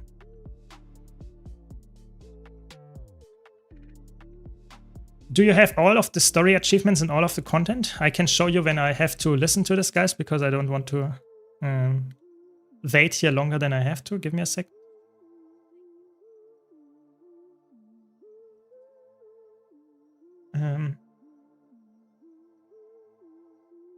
Yeah, exactly. The last one had a backslot, so it was really like nice. They actually understood it now that we want to get some crazy good things, and now they were back at skins and some kind of really unnecessary one-time use blackline items. You know, it's like, wow. But the backslot, that was amazing. I really liked it. I'm a new player to Guild Wars 2, just boosted a Mesmer to 80 and I want to go Mirage staff build, but the boost doesn't give me a staff and I have no idea how to tame up good weapons. So you can buy just exotic weapons, you can buy them from the TP. You can just get them and just look for weapons and then go for staff, you know, here, staff, and then look for an exotic version. And then you can also look for just Celestial if you want to. And yes, it's quite expensive, but you could get that one. And then you have that. But you can, I think there is a Celestial... You should get a Celestial weapon with your booster. I'm pretty sure there is a weapon in the booster. I'm pretty sure. And you can also get them very cheap, like Luca points out here, in World vs. World. Just play a little bit of World vs. World if you want that, and you can actually buy it for very, very cheap there. Yeah. I was able to follow the story somewhat until the end of initial Soto story. Yeah, exactly. I just zoned out. I think Soto was like the last time where I was actually listening to a bit, but then I was like, nothing. I don't care, you know, I don't play it anymore. I like getting the Ascender. I just wish it came with the matching glider. Yeah, I don't get me wrong. I'm happy that we get drops, and I'm happy that it's something interesting. But I think it would be way more interesting if it would be something that everyone wants, that is actually useful for everyone. Yeah. Really, you can't select a staff. That's weird. Okay, then you have to buy it, I guess, with World vs. World currency or going for just getting some gold and buying from the TP. I mean, I guess I can also, if you send me your account name, I can actually just send it to you if you want. I don't care. So I wanted to show you the story thing. So when it comes to the story, I actually did most of the story achievements. So I have 2 more here. Last time I did all of them. I did all of them. Did all of them. It's like I just want to, I missed one, but I don't want to replay the story here. So I have a lot of the story achievements, not all of them.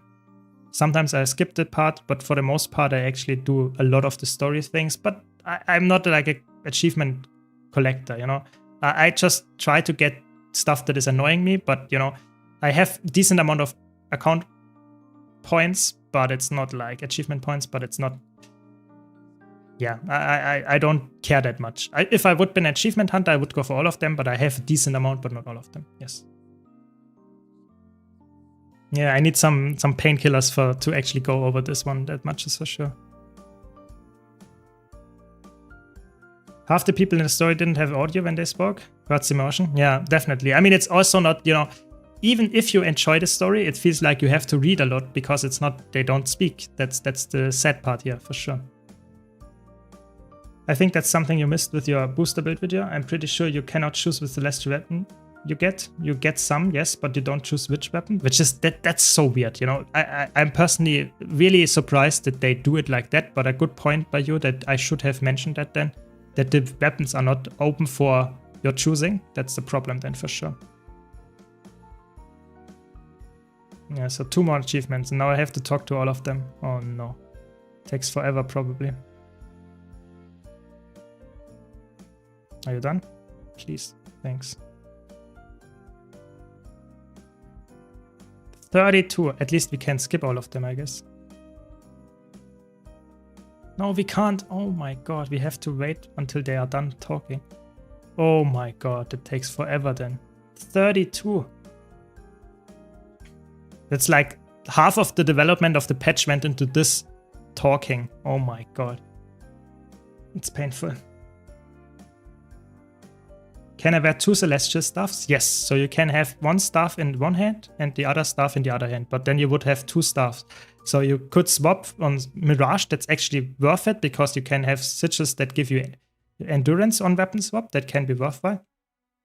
But all the other classes are not always using that. Typically, it's only worth it if you really want to trigger your sigils and you can spam the auto attack quite hard, because otherwise you will share the same cooldown. So if you have 2 staffs, the 5 skill will have the same cooldown as the other one staff.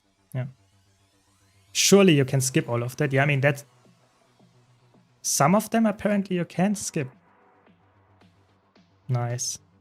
It's just talking, I guess, and pressing F for a few times. Okay. No! You can only skip when there is no voice actor. Oh.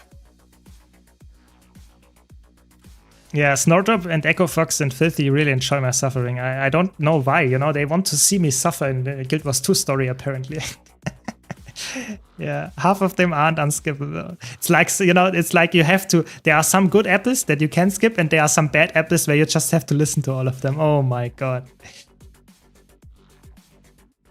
Yeah, I think they will get it, and they will probably, when they will actually, that's the sad part, they did that with Drizzlewood Coast, I think. So that you actually have now no voice acting, and when there is the strike is done or whatever, in, let's say, 5 months or something, they will add the voice lines, and then there is an achievement for replaying the story with the voice lines. And then I have to do it again. I'm not joking, then I have to do this again. That's horrible. It's they really want to suffer. Oh my god. I just want to get the achievements done. Not even because of the achievement points. I just want to, I want to have this and don't have to ever look at it again, that it's not completely filled.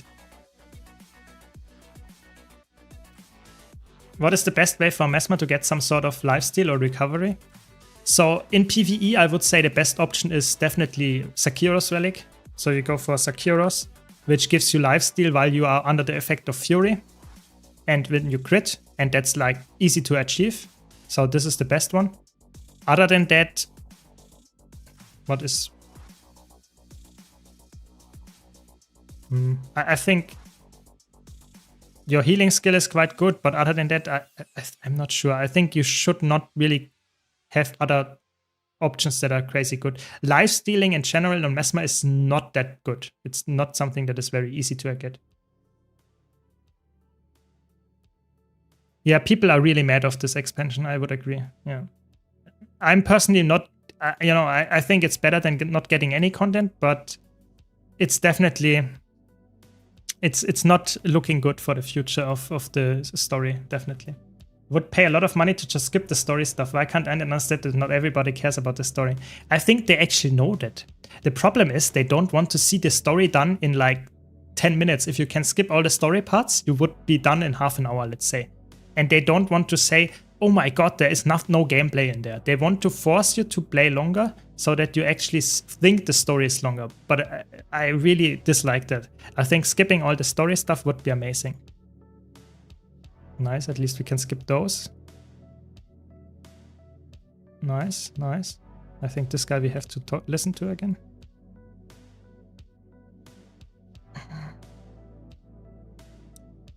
No, no, no, no. Please, no, no. If I would read them out, you know, I have to read them like the bear. Really slowly and deep. No, no, no. I'm not a story person. Sorry, I can't do that. Do you think it's possible to create a build any class that uses a lot of regeneration as sustain? I actually tried to make that work. I actually had a build for push. I played it on stream. I think people did not notice most of the time, but this build is actually, it's like a Herald build. Herald is surprisingly really good at keeping just crazy amounts of regen and healing a lot. We can try it out actually later. It's really fun.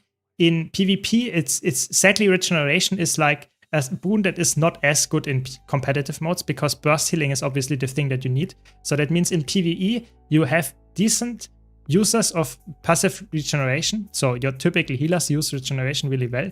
But making a build all around it, typically you are not, if you're not playing in a group, you don't need that and it's really weak. But if you can make it work in a group as a Herald, which has the highest amount of regen possible, it's really good. So maybe with the next balance patch or the patch after that, we get some Herald love and we will get some Herald healers. But right now I feel like it's decent, but it's not that broken, sadly. Yeah, it's actually a lot of people that actually went into this production, even though we don't get that much.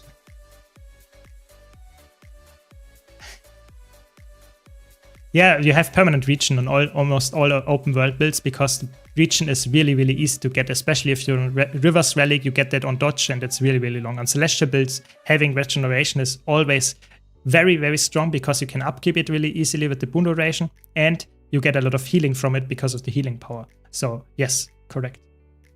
For solo build, I think it might make sense, yeah. So I think you can easily run my Celestial Herald as a solo build and run Draenor Relic and use the top first adapt trait, you know, that gives you, I think it's called Elder's Respite or something, and it gives you 20% more regen value. So those can be really, really good. Together, then you get 40% more regen value and you have high regeneration power. You heal like crazy with the regeneration then, yeah. I was making my job at the bathroom, make something to eat and you're still busy on that story step. Yeah, roaming spirit. I'm not enjoying it. Yes, yes.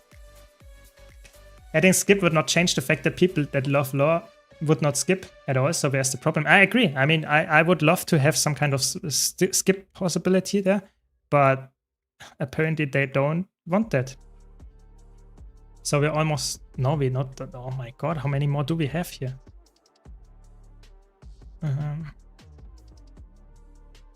Wow, 75% is done. Oh my god. Yes, the mouse highlighting is from Blishhut. It's a legal third-party add-on for Guild Wars 2 that also has the mouse cursor add-on in there, and it's just showcasing my mouse, and it's a little bit clearer to see. Will the next expansion be the same as Soda and Chance Wilds when it comes out to content? Yes, I think so. I think it will not be better. I think the only thing that makes it maybe better is that we get maybe elite specs with it. That's the only thing that makes it better. But that's about it, yeah. Yeah, I enjoy it because I'm still there. No spoilers. Yes, I don't spoiler. No, I don't even know the story myself, so don't worry. I don't spoiler you. I'm just, you know, I'm just trying to get the achievements here. Being able to skip the dialogue and story would be the best quality of life they ever do. Yes, I think that would be like the selling point of the update if you could skip the story. You know, also the story of in the last, let's say, retroactively. That would be amazing. Yeah, we will see.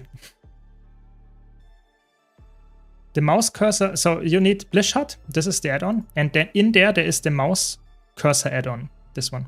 So Blishhut is, you install that one as some kind of add-on for Guild Wars 2, and then you use the module mouse cursor one. Yes. I'm not an ArenaNet partner. I applied 3 times already. I hope they will accept me at some point. I'm really I really hope they do, because I push out a lot of content and I really think I hopefully deserve to be a part of the partner program. Hopefully they see it the same.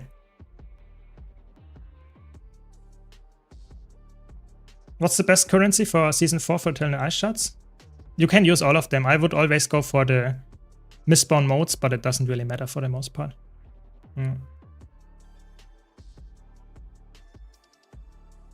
If you want the gold conversion, if you get for tier 6 materials, I would go for Mistborn modes or branded mass, I think. I mean, the first chapter of each expansion was okay, I guess, but the remaining 3 were bad. Yeah, I think the beginning was like the first story with the 2 maps seems like it's decent, but then it drops off drastically, you know? That's the problem here. Where's the last one? Oh my god, I missed one.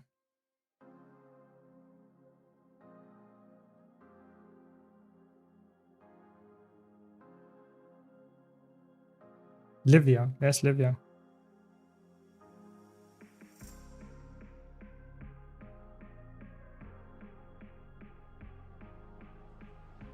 What are the benefits of the partner program? So the benefits of the partner program are, for me, 3 things. So first of all, it would be that I could easily swap between an A and a U. That's helpful because that would actually improve my interaction with my community on an A, because currently I just can't play with Guild Wars 2's, so to say, player base on EU, not an A one. That's the first thing that I would really like to do.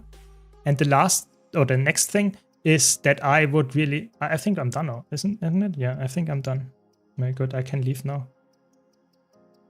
And the last part, or the second part rather, is that I can get access to PvP tournaments. So I can join PvP tournaments. I can just say live matches and watch them, spectate them, and can, so to say, stream them to you, give you some feedback on that, and showcase the builds and stuff. That would be really interesting to get some new content going there. And there's the...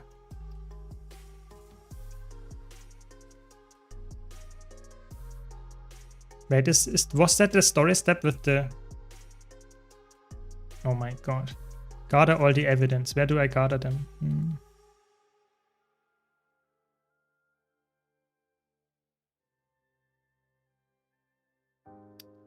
Oh my god, I have to redo it now, I guess. Yeah, so, and then I could... I have now some stuff unlocked, okay. Yeah, now we can go for the thing. That's good. For the backpack. And the last part...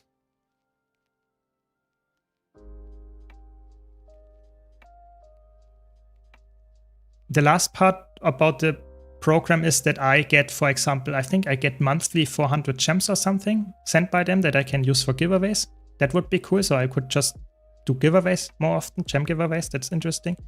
And I get a referral link, so if someone buys an expansion, I get a little bit, some money from... It costs the same, but I get some money from ArenaNet for actually recommending the game. That would be, so to say, the only payoff in terms of money for me. But I'm not really interested too much about that. I'm just wanting to get more content going out of this partner program. Yeah. So which one is the step that is interesting?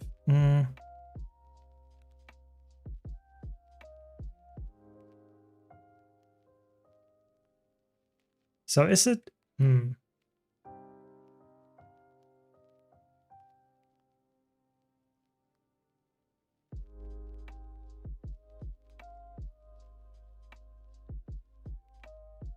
Is the game good for duo PvE gaming? Yes, it is. I think it's very good if you want to play it alone and just have some fun. Even with a friend together alone, so to say, it's actually really good. Guild Wars 2 is in a spot right now where you get a lot of different things.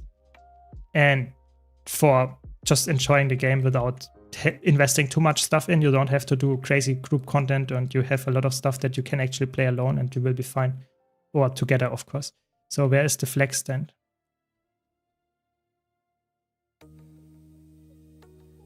Where is it? Last one. Soto was, in my opinion, the worst expansion. They actually learned with Lowland Shore map in first part. I think the problem that I see with Chantier Wilds is that it's not really like... It learned to some extent, but on the other end, we didn't get any meta events. You know, they made some things that were in Soto actually decent worse, because there's no meta event in the first 2 maps. And the last map that we got, yes, there is a meta event, but it's not that good. So, they missed... They learned something, but on the other hand, they forgot something else. It feels like, what are they doing, you know? That's the problem. I'd really like someone to commentate NA tournaments. Yeah, exactly. That would be... I could do that if I would be ArenaNet partner. So I'm really sad that I can't do it because people are just not interested in doing that, you know? They don't want to have me commentate it, apparently, or don't want to edit. So apparently I'm DPS. So let's play DPS. The new legendary backpack uses 250 Merced runestones. I only have 30. That will take some work. I mean, you can buy them. You can buy them from the TP if you really want them. It's actually not that expensive anymore. Merced runestones, I think that's like... They are really down in price. Yeah, they are not that expensive. You know, a full stack of them, it's like 50 gold. It's not too bad. What's not good about the new meta? I think it feels very boring. There is not that much happening, and it's like you're fighting with the turtle. I think it's really bad if they draw you away from the expansion itself, from the gameplay, but forcing you on the mount. It's like you're fighting structures. There is no real boss that you fight, other than the reused Gorseval asset. I'm not perfect, you know. So that's just my take at this, yeah. But I'm not a big fan, yeah. Yeah, exactly. Sentry was really bad because Sentry is like, it looks not that good like Lowland Shore. The meta is non-existent and the replayability is like only the hearts. That's the problem, yeah. Why don't they make all the metas OP if Guild Wars 3 is coming anyway? Yeah, I think they should just buff the rewards of it and people would still engage with it, you know? But I feel like the rewards are not that good. They don't feel that great, and they will just be done for the legendary backpack, and then you will never go back there. It feels like the map is already doomed. And that's not what you want, you know. Nice, you're back. Welcome, Echo Fox. Welcome back. 45k rotation. I mean, on this fight, it's actually doable. It's with the Spirit Nova skill. I mean, I could actually have over 40k at the end. Maybe I should get the food here. So let's go.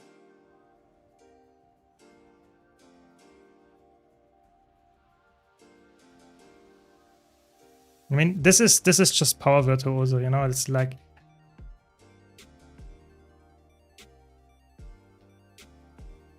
nah, I mean, I think actually I was going for the safe option to go for the CC so that I actually make sure that my group is actually CCing all the time.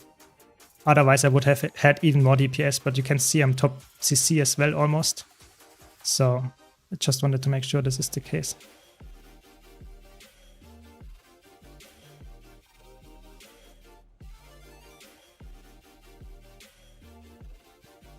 Yeah, maybe I'm actually over 45k at the end. Quite likely, actually. Let's see.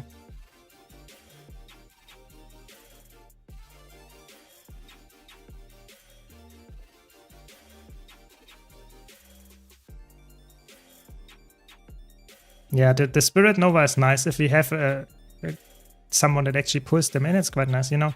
53k on the Bone Skinner, that's okay. There's no power creep here. No, not at all. POF metas should reward Mystic Coins to revive them. I think the problem is, as soon as you add something like that, Mystic Point prices would drop in, let's say, really deep, and then people would have still the same problem. So I think you have to be really careful. They should do some kind of like monthly events or something, yeah? Just adding Mystic Coins to something, giving it all the time, like every single meta event, giving Mystic Coins in a specific location, like an event, like the return to events, just that you get for every single meta event there. And people would farm them really hard. And then after a while, they should just make it so that it's not there anymore, maybe it's an End of Dragons instead. You know, that you would actually get people going from one location to the other and farm it for more of a long-term run. Yeah. What role does Guardian and in the Elite spec usually play in raids and fractals? You can play every role. You can play a healer, you can play DPS. It depends on the Elite spec that you choose. There is really not... You can play every role. Guardian is very versatile. I don't understand why they make doomed maps without metas, or at least some end grind of currency that can be used for multiple purposes. I think it's okay, not every map has to be a meta event on there, but the problem that I see is that it's just the longevity of those maps are not really given. It's like you do it once and then you don't come back at all. That's the problem. I feel like they should give us more stuff, but I personally think the problem is that they don't care apparently. They don't have the effort and development time anymore. So I'm not sure. I'm not sure what's the issue. Yeah.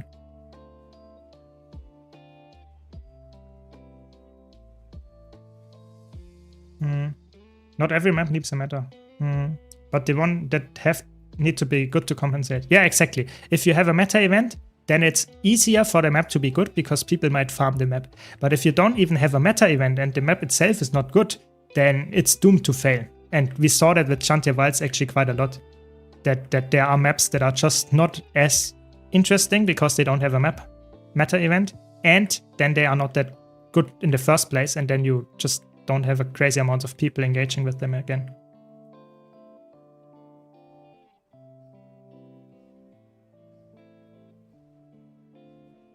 What's your record on Voice and Claw?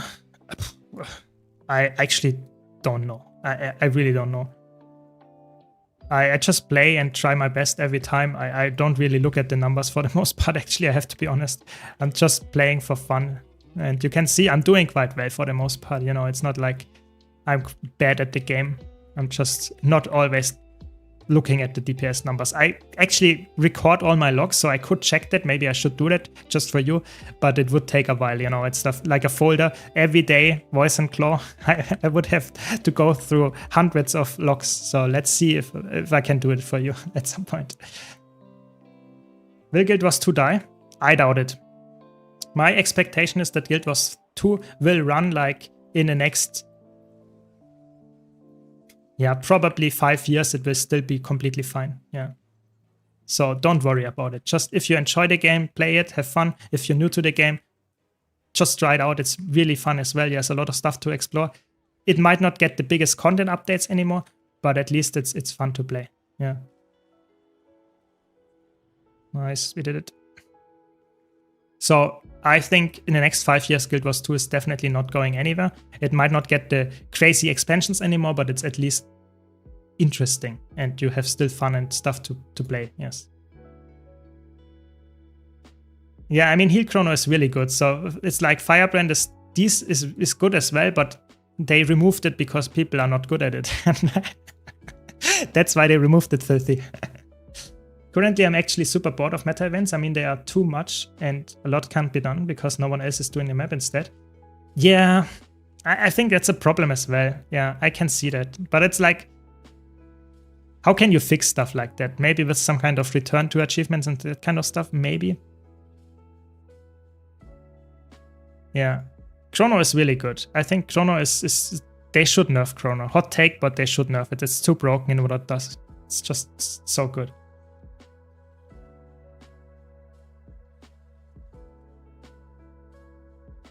Yeah, I mean, you can see how much DPS I do now, and most of the time I will be around this one. I'm running now with the stability mantra just in case my support doesn't provide stability all the time, but could have higher DPS with the mantra, I guess.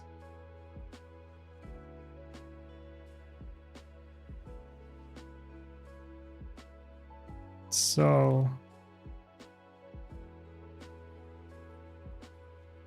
I try to pierce them with my attacks.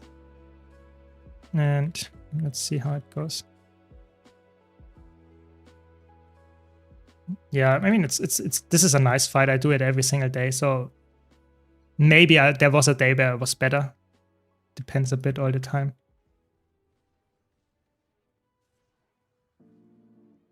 So I just want to make sure that I can now get the pierce after this.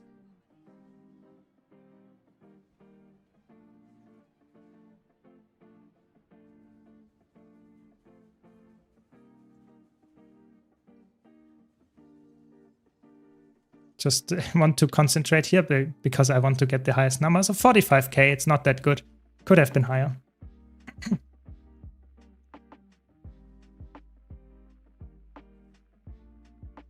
For usually defensive support anyways.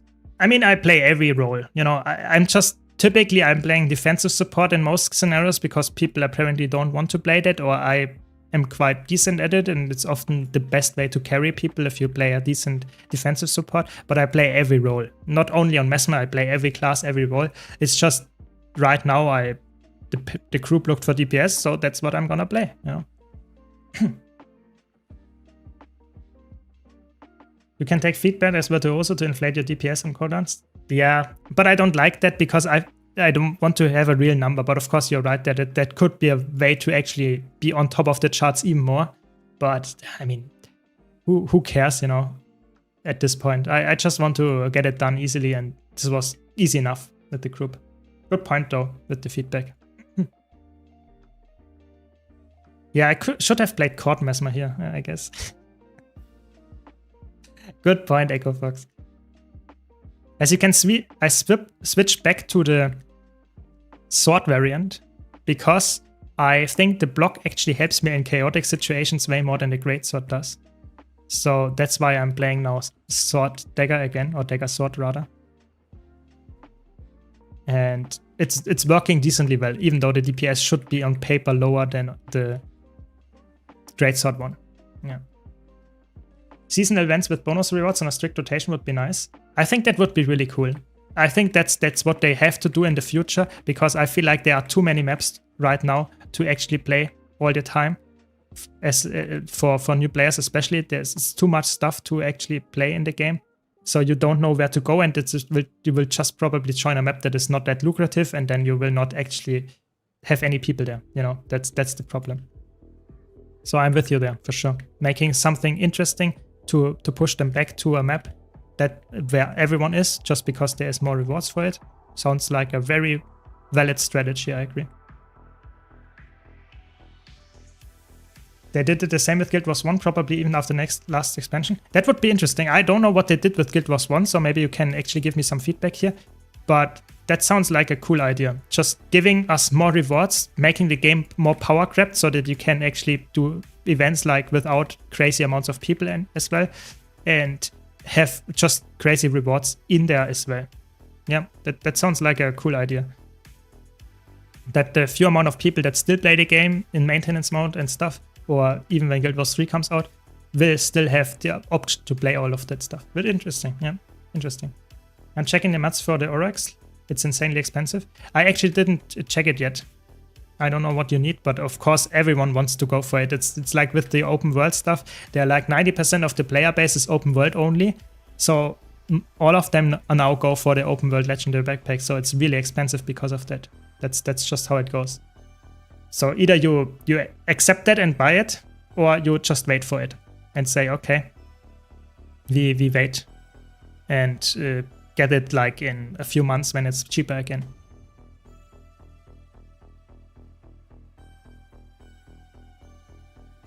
They have a specific meta pool which changes every 2 or 3 months, having special rewards.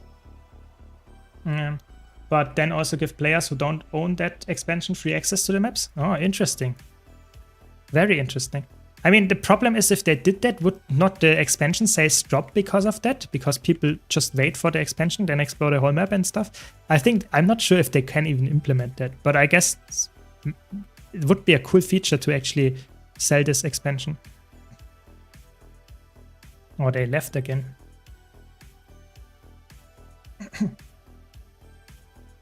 Yeah, there are many ways to do it, I guess.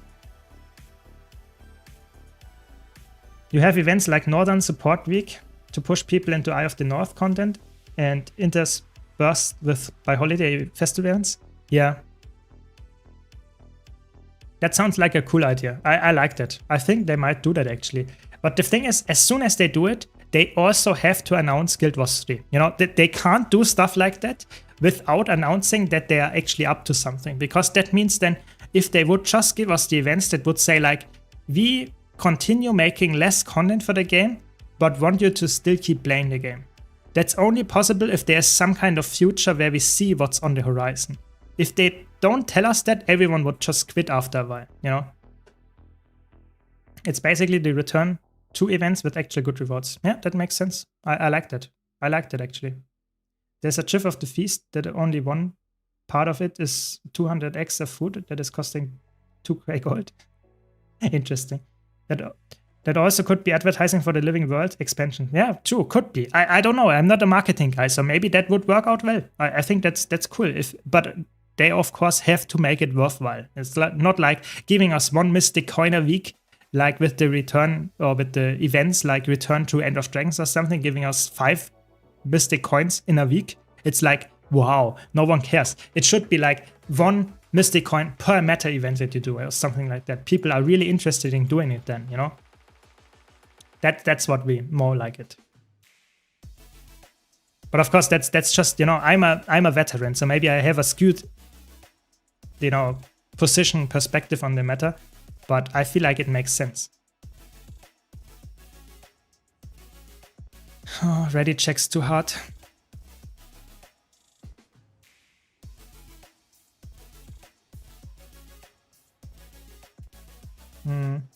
With these ugly maps, it's not worth it. Yeah, to those maps, I wouldn't return. I agree with you there. But to the older ones, yes, to those I would return.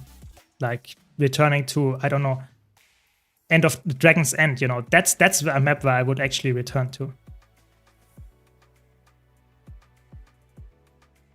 5k karma per achievement, massive rewards. Exactly, the massive karma boost that everyone needs. I mean, there are some people that need a lot of karma, you know. That's just how it goes, I guess. But I personally am, you know, karma would not keep me going back. Gold, yes, maybe even some kind of account bound stuff, maybe. But karma is not the thing to go for. But I guess, you know, if it's high enough, if it's like crazy amounts of karma, maybe people would still do it, you know. But 5k is obviously nothing. You get that from more than if you do just 1 fractal, you know. The karma converter still doesn't work on the new Gobbler. The new Gobbler in general is really bad. Multiple clicks and non-intuitive taps just lift all the integrated Gobblers, so I don't know what it's worth. Yeah, I think the new features are like, I'm not even sure if I want to go them or I want to use them, because I want to, you know, I double click my Arborstone thing and I instantly go there. So I don't have to read 2 pages of text to actually get to there. 3 clicks is too much. It's more than 1, so why? That's not a convenience, you know? So yeah, I can see that it's not perfect. I'm not sure if I will actually go for it. I do, on most days, I do Icebrood Saga strike missions. Fractals, I do like half of the week. It depends a bit on what is daily. I don't play Fractals every day because I feel like I don't want to do the tier 4 Fractals that are shit, like Aquatic or Lonic Tower. I don't want to do those. But Icebrood Saga strike mission I actually do almost every single day. It's a really good gold farm. It gives you a lot of gold. It's like one of the highest gold powers that you can get in the game. So I like to do them. And I like, you know, I like 10-player content. You know, it's easy enough so that you can pack it without much of an effort. That's not always the case for raids, so that's why I typically don't raid that much on stream. But yeah, it's fun. I think the next step should be return to Season 2 storyline, play the whole story again for 2 mystic coins.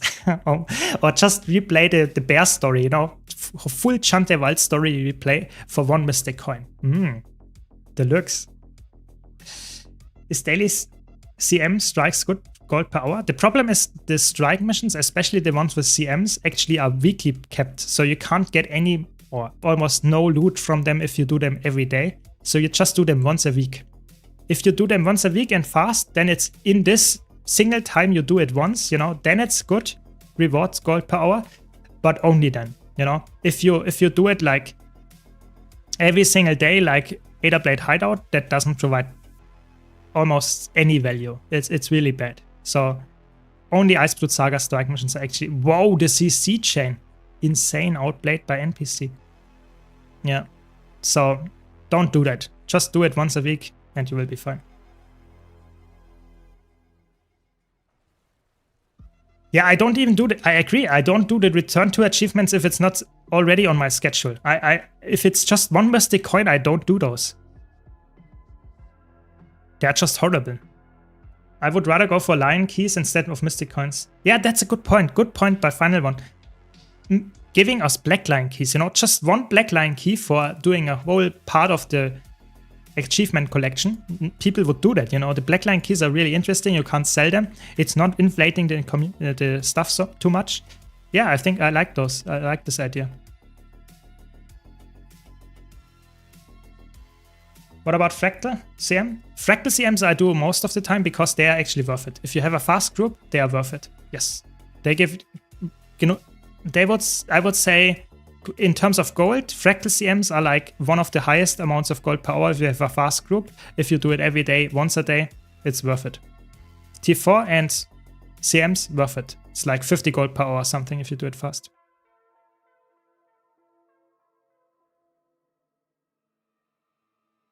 Yes, I'm not using the Greatsword Spear Virtuoso anymore because I feel like my DPS was lower in chaotic situations because Greatsword is more aggressive, and more aggressiveness doesn't help in pucks often.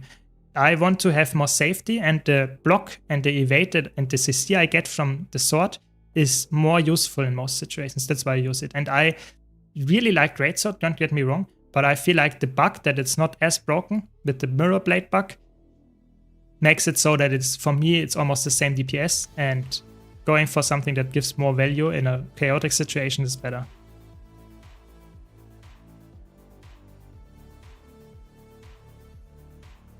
Yeah, fractals, if you do them fast, really worth it. Like at least 50 gold per hour if you know what you're doing, really worth it to go for. And I think fractals are one of the most fun content to this day to do. Maybe not the newest ones, but the older ones, especially like Nightmare and how's it called? Shattered Observatory. I always forget the name.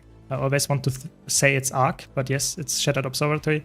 Those two are my favorite fractals, and they're like, I do them almost every day because it's just very, very fun to do, you know. People say, yeah, that return 2 achievements with daily coins is easy gold, but I'm too lazy. Yeah, I mean, I feel like if you're a veteran and you have a lot of stuff in the game already and you don't really care to play something that is not the usual thing that you play, it's okay, you don't have to do it. But for new players that are in dire need of getting gold, getting them back or into a new map with a lot of other people, it has a good positive influence. So I like those events. I think they should do them more often, give a little bit more rewards. I think they are, for the most part, a little bit too little, in my opinion, but yeah, that's just my take on the situation. Silent Surf, Nightmare all day? Really? I mean, I guess not everyone agrees, yeah, but I personally don't like Silent Surf that much. Spent all my 77 gold to leathercraft. Now I have 370 leather worker and no money. Oh no. I mean, you will get there. Just farm it a bit, you will get there. Don't give up. Can you tell me why baseline heal Chronomancer for fractals on Discretite is with staff? It's for pre-stacking and it has more CC. But it's not like you need to do this. It's like they are really tryharding. That's the problem. You, as a new player, as someone that doesn't play fractals that much, if you're not tryharding, it's not always the best to go for the same setup as a really tryhard player that pre-stacks and stuff. So yeah, that's what I would say. Use the weapons that are the most comfortable for you, especially on a healer, you know. Am I weird for only soloing fractals? I like using them to test open world builds. No, you're not weird at all. I think fractals are, that's how it should be in my opinion. If Guild Wars 3 will ever come out, I hope there is content like this that you can do solo or in a group and it scales. It gives infinite rewards and you can do it infinitely, so to say. You can go in a fractal. If you did it, you can do it again without any, so to say, decreases in rewards. That would be amazing. So I really hope that this will happen in Guild Wars 3 when it will come out. But in Guild Wars 2 right now, soloing fractals is sadly, you just get less rewards for this same content that you do. So I would be really happy if they would just scale the rewards with the single or 5-player content. That's not what they are doing, of course, but still, I can see it. I like to do it and build test as well. Don't worry. Yeah. Yeah, it's just ineffective. Yeah, exactly. Like Echo Fox points out, it's just ineffective. And if that would not be the case anymore, just because you actually get, so to say, the content would be faster because it's scaling down or something like that. That's how it should be. Yeah. in my opinion. Yeah, Living Worlds, Living Worlds Season 3, those maps are actually not that bad. You can farm ascended accessories and trinkets, and in general they're quite well. So I think those are actually, for me personally, I think this is actually very fun to return to those, because people actually are already doing them to some extent, and now it's actually way more interesting. I agree if that's the case. But there are some return achievements, like return to Season 2, where no one actually cares that much if the rewards are not that good, because those story instances and stuff is no one really cares. Does that ley line on DS work, or is it just a visual? I think it's just visual. I think it's not working. Yeah. Only thing missing from Guild Wars 2 is solo instant content. Hope there's plans for it. No, I think there is no plans for it. Maybe with the next expansion, maybe they will give us something like that, because they know it might be the last one and they want to actually have people engaged with it, even if there are no other people playing at the game anymore. Maybe, I can see that. But I feel like it needs so much support from the engine, from the development team, in terms of how much content they put out, and it has to some kind of replayability and not always the same instant that you solo. So I don't see it happening in Guild Wars 2. I think that's a thing for Guild Wars 3, personally. Yeah. Scalable content, yeah, that would be amazing. Absolutely amazing. I would be, I would like play all the time in this content, but I sadly don't see it. I really don't see it. That's the sad part. Next Guild Wars 2 expansion will be Arborstone 3 with a very bright color scheme and lane meta. Yeah, I guess. I guess. So what do I need? Some fractals, I guess.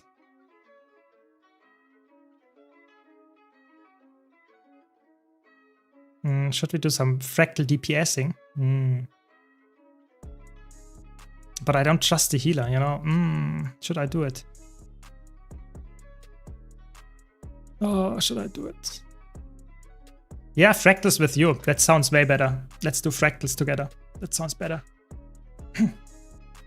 No, I'm not ignoring you. I'm just, the content with you is way less chaotic, way less fun, If I have a 20 KP group and they are just failing over and over at, like, say, Arc all the time, that's content. Doing it with you and we kill it in the first try, that's boring. No one cares about that.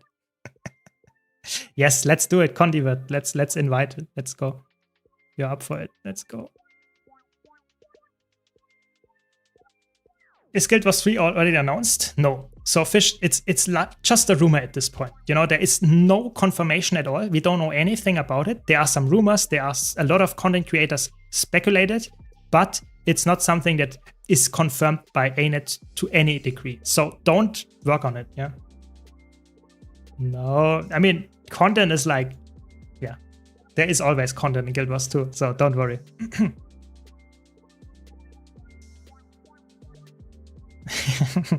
I mean, if you have enough agony resistance, you can join. I don't care if you have a DPS for the most part, but you should at least know the mechanics. I don't want to have people in my party that don't know the mechanics. If you know the mechanics, yes, you can join, but otherwise, better not. That's the thing. 20k Condi Hub? I mean, better than nothing. So yes, let's go for it. Yeah, let's go for it. So you can set the LFG if you want. I don't care what you're looking for. Hope just people that know what they are doing roughly. That's good enough for me. What's that? I don't even have that skin. Interesting.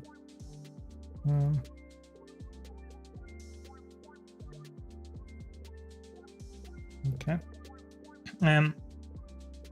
It's just a card game. Oh my god. If we know that they are working on a card game.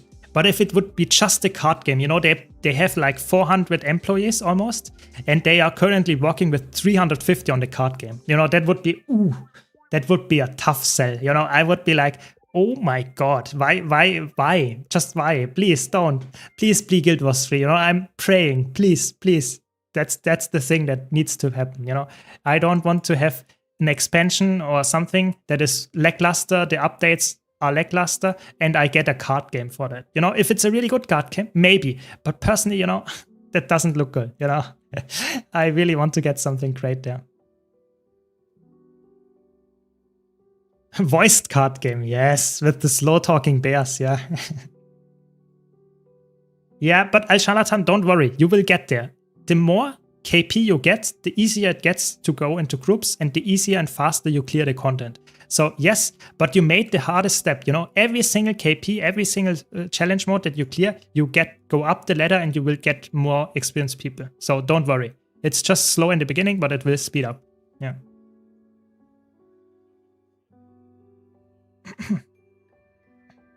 Nice, we got a quick DPS very fast. You know, they are really quick today. But maybe we are at the moment beta testers for new features for Guild Wars 3. They just try everything out in Guild Wars 2. That would be amazing, you know, if they would try out stuff in Guild Wars 2 that they are now implementing in a better way in Guild Wars 3, that would be cool. I would like that. But I don't see features that are like all the time happening, so that are really worthwhile including. But I guess a lot of good stuff came with in the last few years in terms of features. You know, the Wizard's World comes to mind, but also just a lot of convenience that they added to the game. I think that's something that they could just easily implement in the new game as well. Yeah, I see that for sure.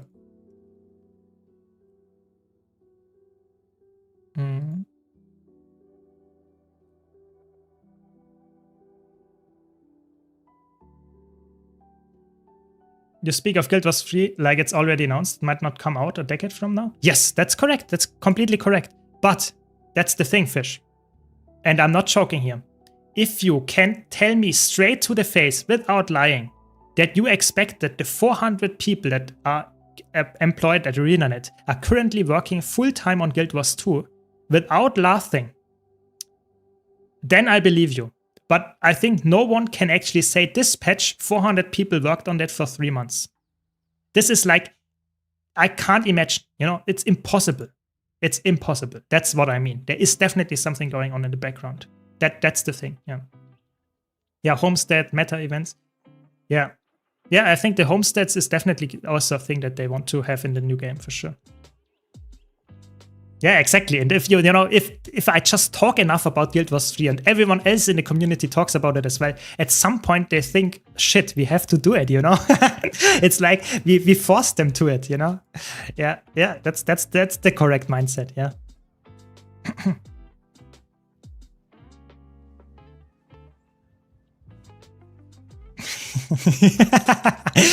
Good show, good one. I like that one. Yes.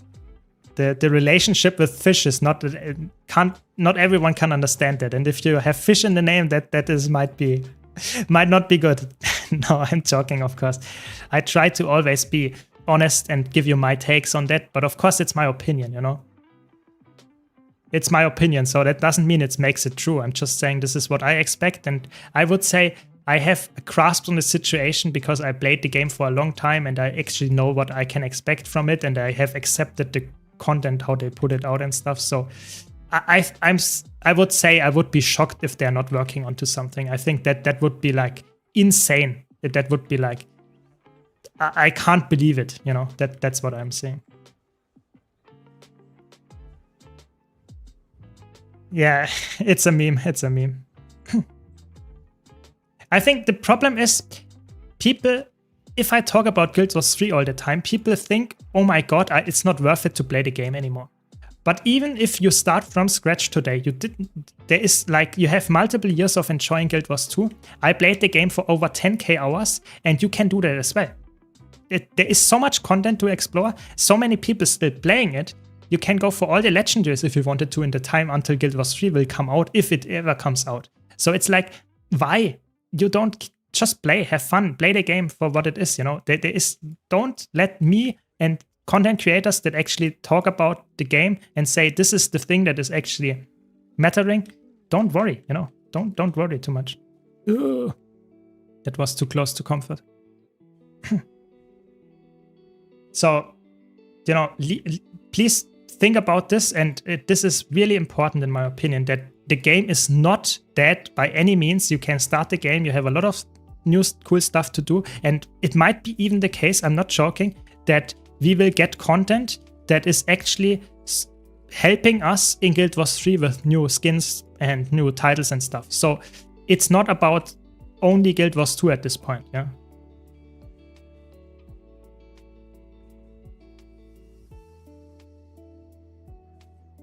Appreciate your various build videos. Glad you liked them.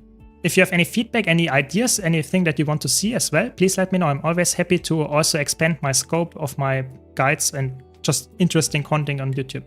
But glad you enjoy it. Always happy to hear that.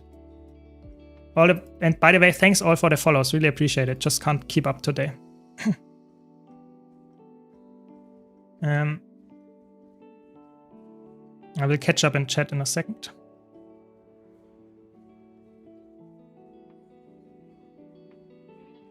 I'm playing since months and I still have so much to grind. Exactly. And the thing is, you can still enjoy the game. You know, the best part about the game, in my opinion, is the combat and that you have the vertical progression element missing completely. So you can just play the game, have fun, and you don't have to grind gear all the time. You can go for whatever you currently think is the most interesting thing to do in the game. Play different classes, play different builds, play new content, whatever you like. There's always something to explore. So going for something that is like, and saying, oh my god, the game doesn't have new content, is like saying, yeah, I don't have the newest content, but I have like 10k hours in the older content, so just enjoy it. You know, the road is such a long one and such a cool journey. Just have fun. Yeah. People are farming duplicate legendaries for the skin, I imagine. Yeah, exactly. You know, that's what I'm doing as well. You know, I'm full legendary like 3 years ago or 5 years ago at this point almost, you know, and I'm still playing the game, having fun, enjoying the content, playing different things. Yeah, just have fun. Playing right now, working in an Aurora. I started 2 years ago. It's still worth it to start. Yeah, really important. I really want to heal you. Yes, there we go. Yes, I think it's really important to stress that all the time, because I talk a lot about Guild Wars 3 and I actually had people coming to stream and say, is it worth starting Guild Wars 2 because you talk about the new game all the time? And it's, yes, please start it, you know. Don't let anyone tell you that it's not worth it anymore. It's so worth it. There's so much new content even for you to explore. If you start the game right now, it's crazy. And it's also, I would say, easier than ever to get into the game because there are so many good resources out already. You have crazy amounts of power creep that makes it even easier to play. So it's like, just have fun. There is so much to explore, really. Can't stress it enough. Exactly. If you start from scratch today, I think you have multiple years that you will enjoy the game if you like to have this sandbox kind of playstyle. If you are someone that wants to have always like the best gear and wants to only chase the carrot, so to say, then you might have a problem, because in Guild Wars 2 the carrot to chase is like legendaries, new skins and stuff. But it's not about giving more gear stats. That's not about it. But other than that, it's really, there's a lot of stuff to explore. Yes. Yeah, and there's always new stuff to learn about the game. You know, I'm playing the game for over 10k hours and I'm still learning the game. It's not, you never stop learning that. It's such a big one. Seen the new weapon set? Yes, the Lightborn one looks really cool. I want to go for it as soon as it gets a little bit cheaper. You know, after all, I want to go for all the skins. I'm having a huge collection of skins, so it's obviously a long-term goal to go for all the skins in the wardrobe. And yeah, I'm getting there. And I will get the Lightborn ones as well. Can highly recommend. Really cool skins. Looks like Chaos, a little bit less flashy. It's cool. I like it. There we go. Oh no. Oh no, please, please, please. Oh, that was close. That was too close. I really don't want to see that again, please. Living on the edge, exactly. That's not what we want. Is WoW better than Guild Wars 2? Never played WoW. I can't tell you that much. You know, I think WoW is more for tryharding people and has more gear grind and that kind of stuff, and has more group content in that sense, gets more updates. But in terms of combat, I think Guild Wars 2 is better. I think everyone would actually agree on that. Should I kill it or should we skip? If you look away, we can skip it, but I'm not sure if you're up for that. Let's try to skip it then. No.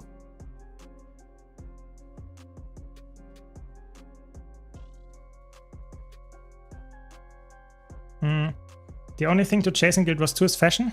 I mean, I wouldn't say so. I wouldn't say so. I don't care about fashion, you know, that's the interesting part. I still collect stuff, you know. I don't care about how my character looks for the most part. I just want to have fun and collect new stuff. So for me, it's like I play the game and have fun, get better at it, and that's what I chase. I chase more convenience, more that kind of stuff, but it's not really like, I don't know. Yes, most people collect fashion in Guild Wars 2 and that's about it, but that doesn't mean you have to be the same. Guild Wars 2 is like a sandbox game. Everyone can do everything. You just have to accept it for what it is. There is no gear grind in that sense. So that means you should not expect a gear grind. You know, that's the important part here.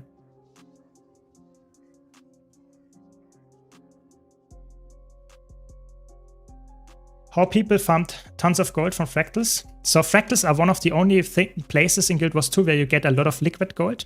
I can show that maybe later. When I open all the chests here, you get a lot of gold liquid just from selling trash to vendors. And of course, every single fractal gives you, from TT4 fractals as well, gives you a decent amount of rewards as well in there. Good, we did it. Good job, everyone. Quite clean. And the alacrity uptime was actually quite nice as well. Very good, I like it. So that mech could work on the DPS. Maybe. I don't want to offend anyone that plays DPS. Yeah. Just grab all trash and sell it to the trading post. So you actually don't sell it to the trading post. So if you open those boxes here, you get actually trophies that are account bound and you can sell it to a vendor. Just to the vendor, not to the trading post, just to the vendor directly. Oops, sorry guys. So, yes, Arc works again, yes.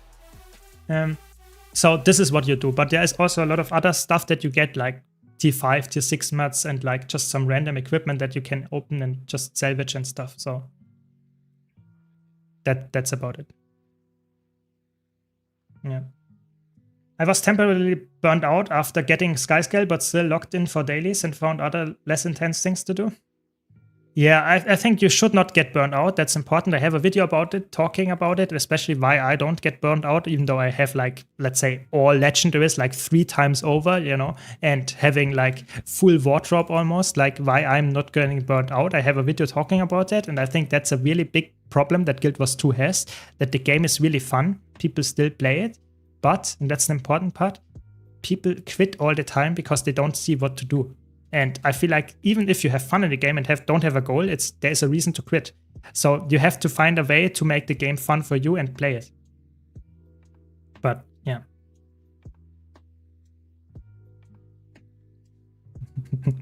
Don't flame my healing, you know? Okay, we have no pain, no gain here. So...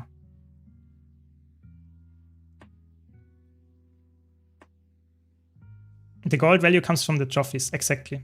And of course, a lot of experience stuff and just... it's actually... fractals have one of the less convoluted ways to get gold. It's still not very easy, I guess, but it's better than a lot of other stuff where you have to do 3 conversions to get to the gold.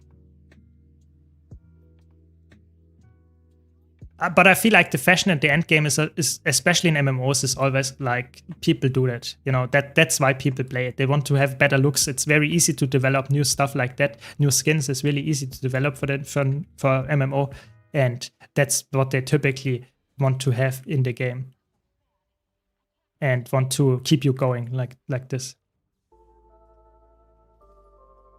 Nice, we did the CC, very good. Hopefully we have enough DPS, you know.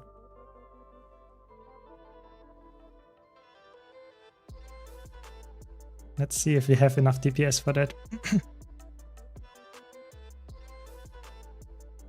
The best thing is you can quit to make a break and you come back and you don't have to grind for gear again. Exactly. And you don't even need legendary gear, which is the, so to say, highest gear that you can get. You don't even need that. You can go for any gear that has ascended and you will be fine. Very good. We did the DPS check, even though we almost lost 2 players. I will heal you. Give me a second. Yeah, so good point. I think that's one of the biggest strengths of Guild Wars 2 is that you can come back at any time if you want to. Just, I had people in my YouTube comments that said this is a weakness. Yes, it is a weakness. You know, people want to chase a carrot. I can see that as well. But For me, I think you have to accept the game for what it is. If it's not for you because you want to chase a carrot all the time that is better gear, yeah, then it's not the game for you. That's just how it goes. But I feel like the taking a break and coming back to Guild Wars 2 is one of the best games in terms of how you can do it, how easy it is to do that. Holy shit, you are Snowdrop, you're living on the edge here.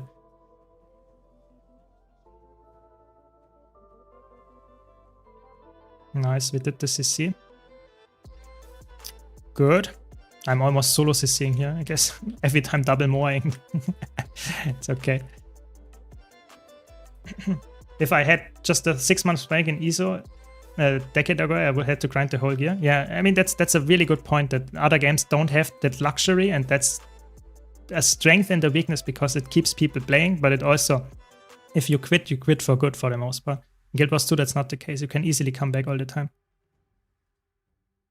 I haven't played in a few years. Can Chrono maintain elect quicknet mice on its own for the group? No, you can provide like all the boons that you see here, but you can only provide alacrity or quickness.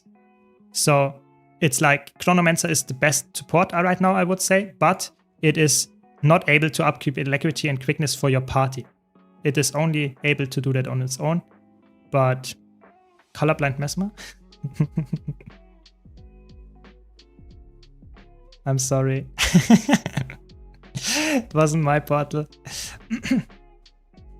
Yeah, so I would say Mesmer is really power crept, but it's not that power crept. Luckily, that would be a bad thing for sure.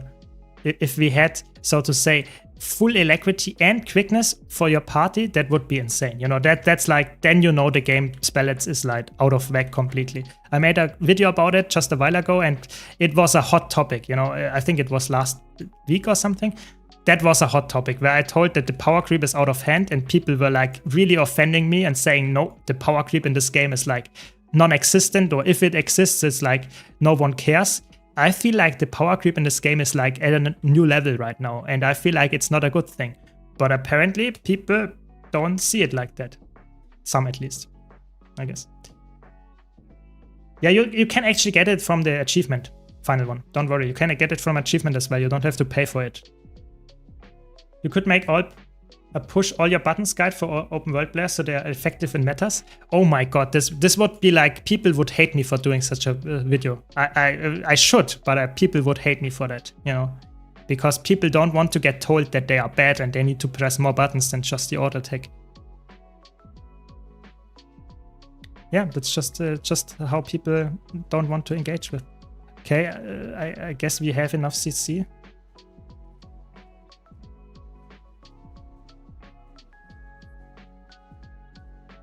I have a bad habit in any MMO. I see streamers who has tons of gold in Legendary again. I want to make the same at the first week. You know, I played the game for over 10k hours, so that means you should expect to get to a similar amount of gold in the same time if you really grind it as hard as I do.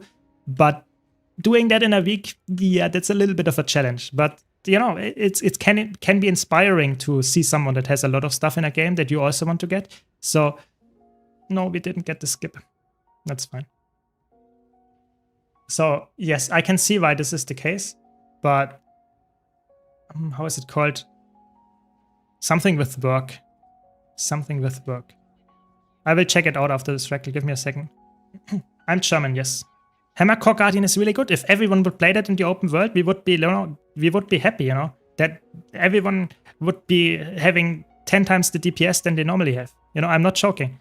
It's like, that would be amazing. But people are just playing a build that is not optimized for anything and is not really... Ooh, no, don't die on me here, Snowdrop. And that's not optimized for anything, and they press random buttons and they do less DPS than just if they would go for full auto-attack only builds. I'm not joking. That the open world is full of crazy people, crazy builds with soldier gear and wrong runes and whatever. You know, that's... Don't CC here, please. So, yeah, Guild Wars 2 open world community is the most toxic community in the whole game. I'm not joking. It's insane. If I tell them what to do, and even if it's objectively true, they would be offended and would just hate me and would be very toxic about it. That's just how the people engage with telling anyone anything, I guess.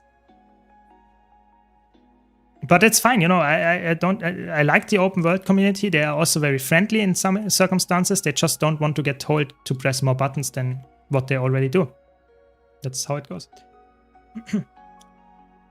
I guess even my Celestial builds work better than their auto attack only builds. Yeah, definitely. I think a lot of people would just fare better by taking one build. It doesn't matter which kind of build it is from my YouTube channel, and they would actually fare way better, you know. But it's just everyone can play their game how they want to play it. I don't want to judge there. Just saying being toxic for someone that wants to play the game better than them doesn't make it like I'm offending them because of that. That's why I say power creep is really big there, and people don't accept that because they see the game is getting easier for them, so they like that.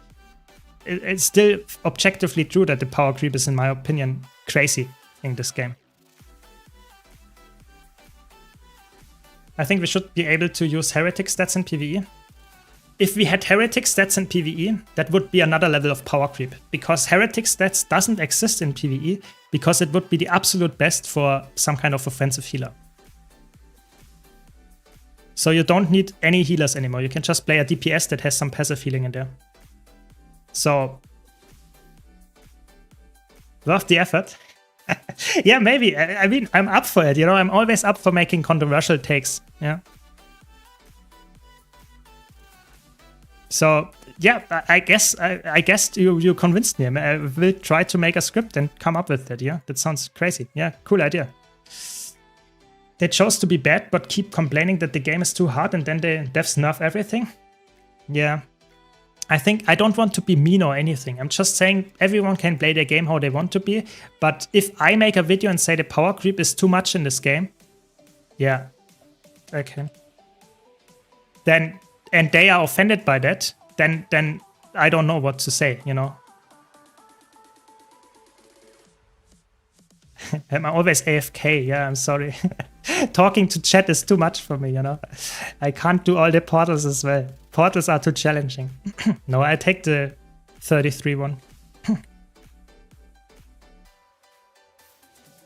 I think healers in Guild Wars 2 are too broken, powerful. The role should be compressed. To be honest, I think the roles in Guild Wars 2 are okay. I just think that DPS is the worst role that we have, and it's still broken. I'm not joking. I think DPS is the worst role that you can play in a squad, in a party, but it's still broken. The most broken role, in my opinion, is a healer. You know, look at what I can provide. I can provide almost any boon in the game permanently here. I provide like healing, I provide like CC, I provide like stability, and that they don't have to dodge any attacks. So what do they have to do? Just DPS, you know, the players in my party. So they can ignore most of the mechanics. And that's something that like no other build can do, and that's why it's so broken.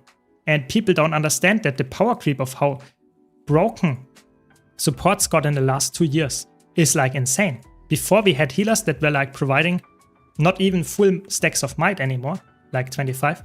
But so, I don't know, it feels like people expect healers to be this broken, and that's a bad thing because that makes the design of new content very hard. It needs to one-shot you, or otherwise the healers will ignore the mechanics and you will just cheese it with full healing and stuff. So I'm not happy about it. I think supports are too broken, and that makes the game look worse than it actually is. Might be a hot take, yeah, but I think it's my opinion at least.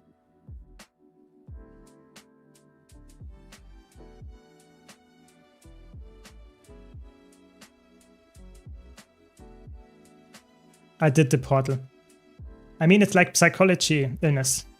He do more DPS than me. You do have better gear than me. Yeah, exactly. You don't want to have anyone that has better DPS than you. If it's the same gear, it feels like, oh my god, it has to be the gear, you know. Goodbye.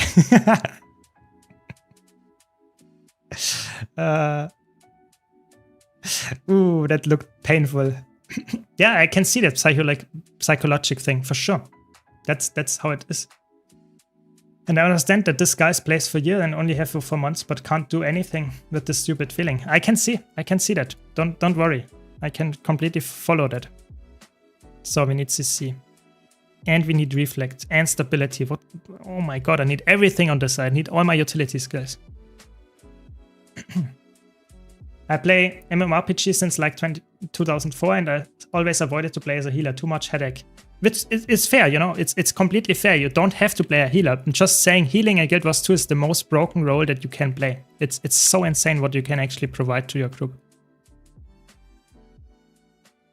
Release Chrono with perma 66% electric quickness just as busted as yeah, it was. But the thing is, back then it was like the game itself was not as broken and you could not provide all the boons, you could not provide all the CC and all the utility with it, and you didn't have rival, for example, so you could not play a heal chronomancer. All that stuff came after that. The feature creep in terms of supports is insane. I think broken healers are good. Nobody wants to play healer. Yeah, I mean, I guess, but at the same time, it also trivializes content. And I think it's not good to make people easier to carry, you know, because they can play every single class without any effort and you can just get the content done. And as soon as you want to go into harder content, there is like a crazy step up, you know, it's like insane because you need to understand the game after that. You can't just press all your buttons and you will be fine because it's so broken, the class. That does only work if the content is easy enough. As soon as there's some kind of crazy increase in terms of difficulty, people can't stand it anymore and it's impossible to do for them and they vibe like on Arc 100 times. So this is what I'm saying. I think a slow, deep learning curve would be way better than having some broken build that carries you to, let's say, 80% of the content. And as soon as you want to go into the 20%, it's impossible for you to... That's what I think is the problem here.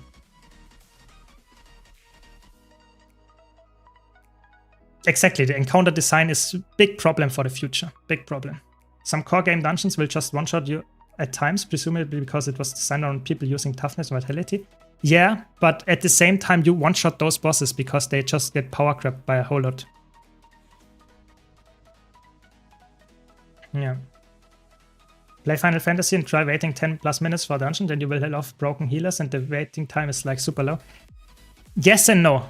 Yes and no. It depends on what kind of role. If you're looking for a specific role in raids, for example, like, I don't know, some Kite on Doom, then and the healer, then it's also waiting time higher because it's too specialized and people need to understand how to play it, you know. So I can see what you're saying, but I feel like at the same time it's not a good balance design and content design for the future.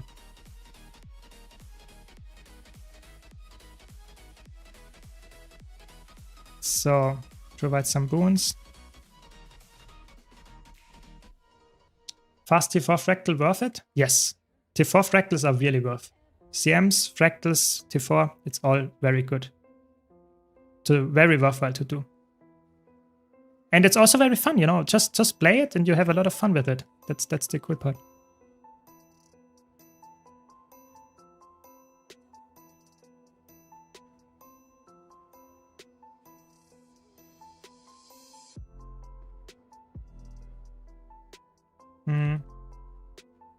Support builds can straight up carry groups. Yes.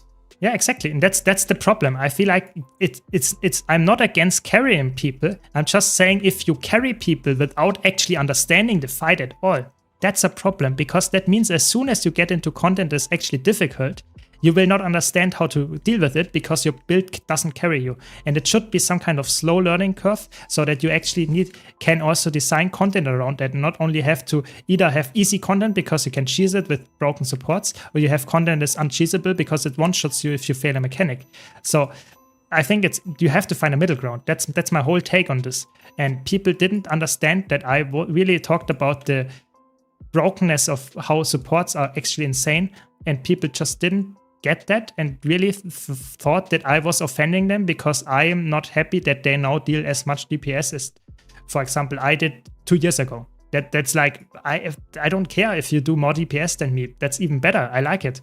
But apparently people didn't like me talking about that like that. I guess that's how it goes.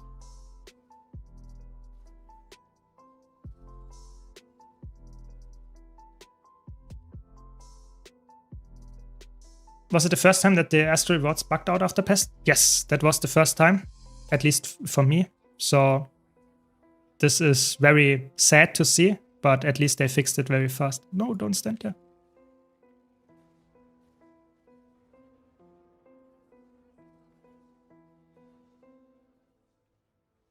How much better are rewards from CM compared to tier 4? So I would say it's quite a step up. So you would normally not do a tier 4 nightmare run, for example, without the challenge mode. So I can actually not right click it, but I can accept it here, the rewards fully, and then I can go over it. So that you see what is actually in there. Give me a second, we will kill this boss real quick and then we can showcase this rewards. It's some account bound stuff in there. For example, you can get easy agony and power infusions, for example, and condi infusion and that kind of stuff. You can buy them quite cheap if you play, for example, fractal CMs all the time. So it has its value, but if in terms of gold, it's like still worth it, but it's not insane. It's not like it's absolutely way much better than tier 4s. Tier 4s are still very worthwhile to do. So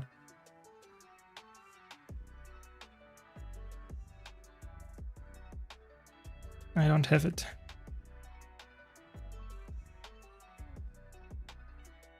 To be honest, I love being a healer. Like last Centaur, and I played Rapus with a cleric. You did the DPS of real DPS in perfect groups, and basically you as a healer adjusted to the group. Yeah, I feel like this is a little bit lacking. It was too. Typically, healers are like completely noodles. They don't do any damage. That's not true for all the healers. You can play Celestial Scourge, Celestial Firebrand, Celestial Scourge, and Spectre. Those are really good with it as DPS healer. But it's not very common to see that all the times, and you also lose a little bit of healing with that, which is okay, but it's like, yeah, you have to keep that in mind. And I think healing is not for everyone in Guild Wars 2 because you are, so to say, also the mechanic bot for a lot of times. So that means you have to do all the mechanics while you are also healing, providing boons, doing CC. So it's always like, it's a challenging thing to do. Don't get me wrong. It's not for everyone, that much is for sure. Pitch the next expansion, please. I would like to, you know, but it's like, yeah, I can't tell you what I don't know, sadly.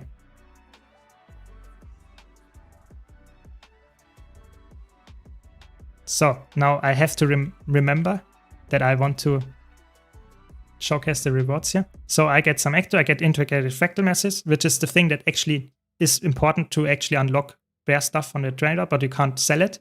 Get some rings, you get a fractal page, you get the unstable thing, and you get some fractal relics. So overall, it's worth it, but it's not like insane. You get a lot of fractal relics while doing it as well. So overall, really nice for people that enjoy going for that, but not as broken.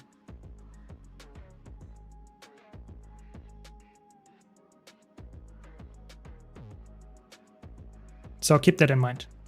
I think it's very worthwhile to go for. I like it a lot.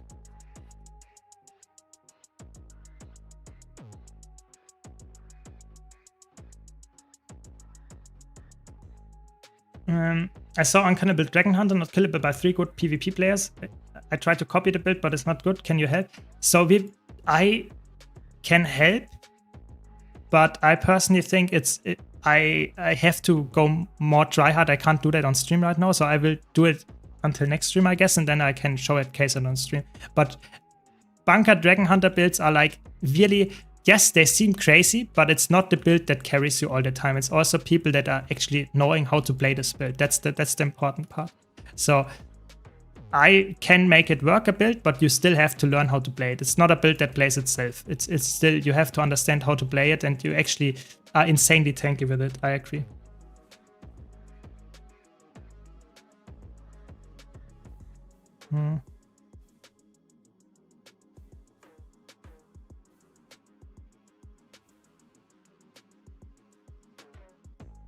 One second.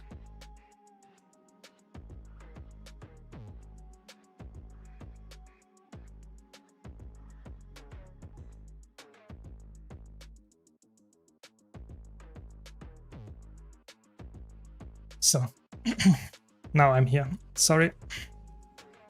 People yeah, exactly. People want to get some answers for questions on stream. But to be honest, I miss a lot of old-fashioned stuff from old games like Thief with crazy speed and million of damage numbers. Yeah, I mean, that was back in the old days with dungeons and stuff. We had that. But in Guild Wars 2 nowadays, mobility doesn't matter at all in PvE. for new content.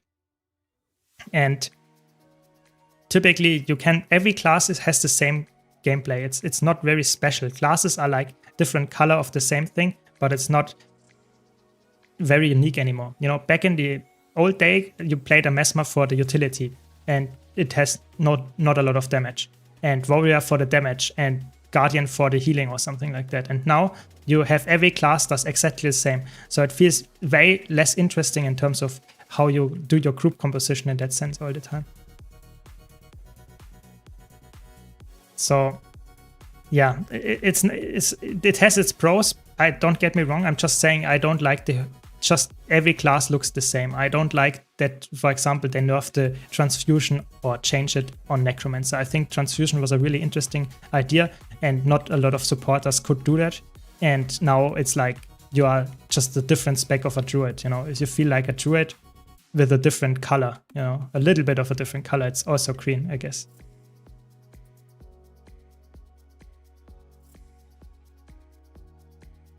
But it's just my take. For Mesmer, apart from Power Spear Virtuoso, would you recommend another power build right now? No, I would not. Power Mirage is really good, but it's also really challenging. It's way harder. It will get better with the next patch, but with the next patch, a lot of stuff with Mesmer changes. I think every Mesmer spec except Healing Chronomancer will change. So you have to wait for this balance patch, and I do some new build guides there. I would like to see that Dragon Hunter. Yeah, I mean, to be honest, it's like not a lot of people play Dragon Hunter very well in PvP, but if you encounter really good Bunker DH, it feels really annoying to fight against it. It's like really hard to deal with, especially if your team isn't helping you. See you, Mr. Hammer. See you. What about Druids? Are they good healers? Yes, Druids are really good healers. They are not that good in Fractals, but in Strike Missions and Raids, they are absolutely good. They are really, really good, I would say. Top 3 healers, yeah.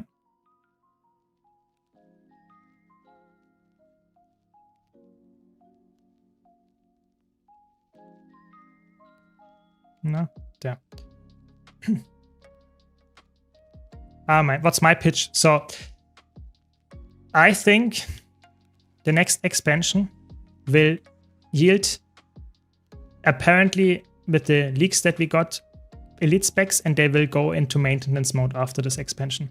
I think the next expansion sets up for this by providing tools like very broken builds, like very long-lasting longevity with new legendaries and stuff that people want to go for, but it will not be crazy amounts of new group content. I think that's my take. But I don't know what the next expansion where it will go to and stuff, but I think the next expansion will be the last one. That's my hot take. And after that, we go into some kind of slow, low maintenance mode. And then we get just more content for Guild Wars 2 in a smaller fashion. But we get Guild Wars 3 or whatever they are working on currently after a long while. So let's say 2028 or something. That's my prediction.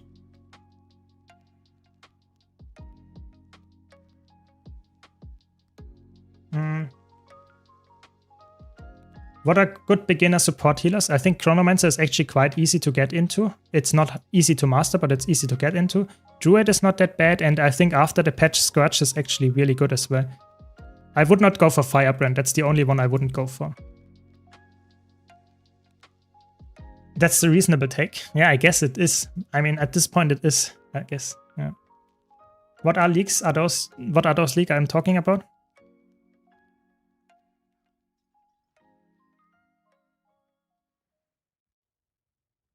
So I don't want to promote leaks and stuff because that's not something that I have, let's say, proof of.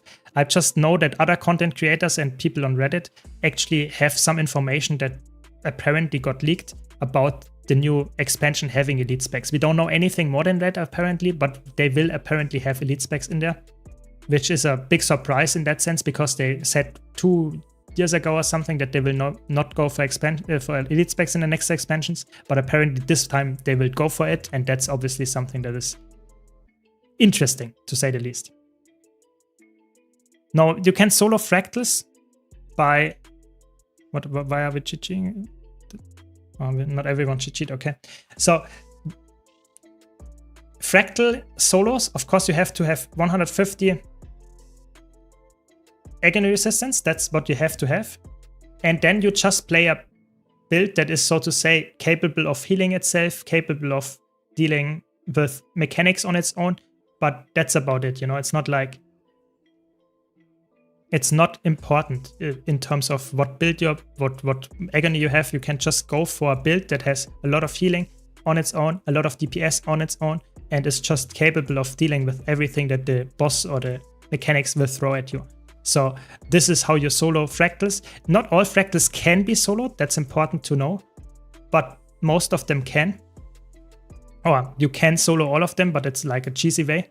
If you do it correctly, you can't all of them. But at least I would say go for a really try-hard solo build for the most part. At least if you go for challenge modes and stuff, you really need to go for a build that is capable of handling CC, damage, boons, and healing on the same build. There are builds like that. I have them on my YouTube channel, and I showcase them there, and have different for every single elite spec except Daredevil, I think, at this point. But yeah, so it's possible, but it's not agony dependent. Yes. Of course, you need agony to 150, but that's about it. It's not like they stack like thousands over thousands of agony just to get more stats. That's not how it went. Yeah, I agree. I think you could be right, of course, that the new elite specs are not a bad thing, but, and that's the important part here, I think they already struggle with balancing in competitive modes. You know, there is crazy amounts of balancing required in terms of what they need to do to actually make this working, and with the relics and all that stuff. And the problem is they are barely keeping up, you know, barely, yeah. And this is a problem when they add 2 or 9 more elite specs rather. It is not a good thing in terms of what they will balance with it, because the balancing with all the new weapons, the new specs and everything all together is very hard for them to balance. I think it's impossible to balance. So I think at this point they will just say, I don't care about balance anymore. You know, we want to have more elite specs. We want to have fun with the players. They will be overpowered. They will be fun to play. But balancing at this point, we lost it. And that's okay, you know, that's okay. But that doesn't mean the game will be, so to say, completely crazy developed. We get expansions like Heart of Thorns and Path of Fire every year. That will not happen anymore. That's my take on the situation. And I hope you understand my opinion there. Maybe you have a different one, let me know. But it's at least, I think, a reasonable take. It's not completely like I'm pulling something out of my head without any proof or any possibility of how it's actually realistic.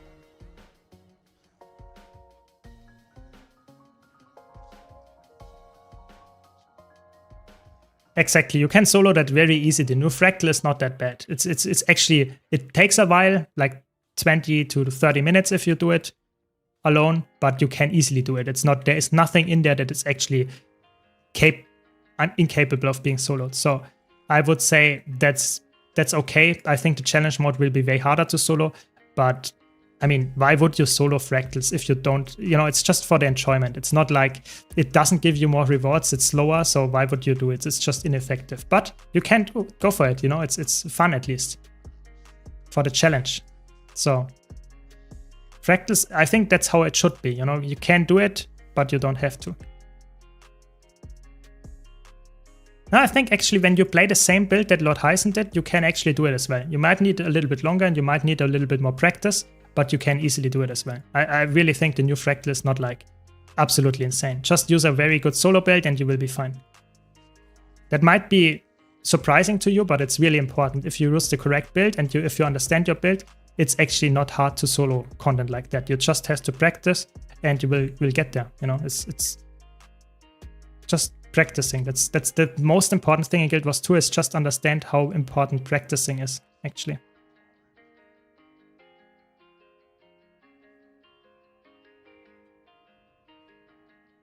Urban Battleground is really easy to solo, that is true. But there are others that are also not that bad.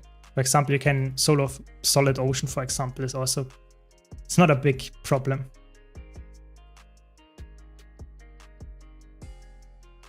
Yeah, exactly. The problem is, of course, if you want to go for stuff like that, then it's more like you need the time to invest into that. If you don't have that, then yeah, then it's probably not that easy. Yeah, but of course, you know, that's always the case. You know, if you want to play the piano really well, then you can't say I will play it 10 minutes once a year and I will be really good. You know, you have to put effort and time in. That's just how it goes, and it's the same for gaming.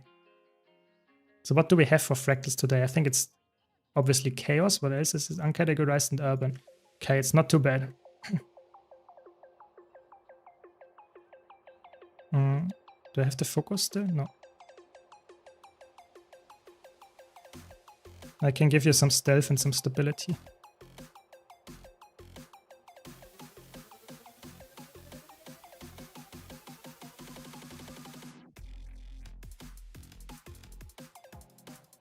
No. I wanted to give you another round of stealth, but okay.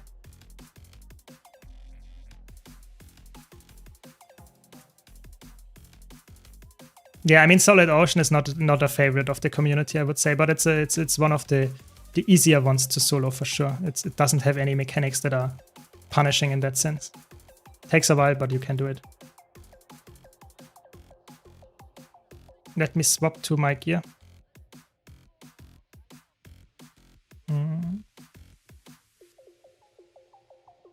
There we go.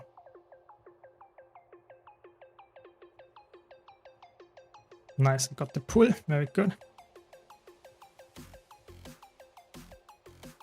Urban, Battleground, and the Frozen one are the only twos I can solo with easy. You know, soloing fractals is like you challenge yourself. It's not something that I would recommend to a player that wants to play solo, because, you know, playing solo is always less effective than playing a group in Guild Wars 2. That's just the truth. The most optimal way to play Guild Wars 2 in every single content is like you play with a 5-person group. That's how it is.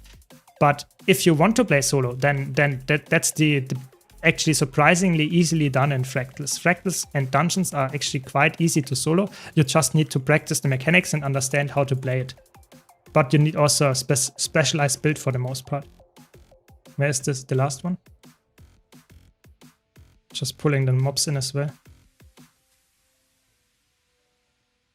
I find Aetherblade the easiest to be solo fractal. Yeah, Aetherblade is also really easy. I like that because you can easily skip half of the stuff. That's the cool part about the Aetherblade one. Yeah. Solo group content is just to prove yourself. Yeah, it's really Guild Wars 2 is not designed around that. It's just you want to prove that you can do the challenge. You can manage it. It's really not providing any value other than that. And that's okay, you know, that's Guild Wars 2 is designed like that. But yeah.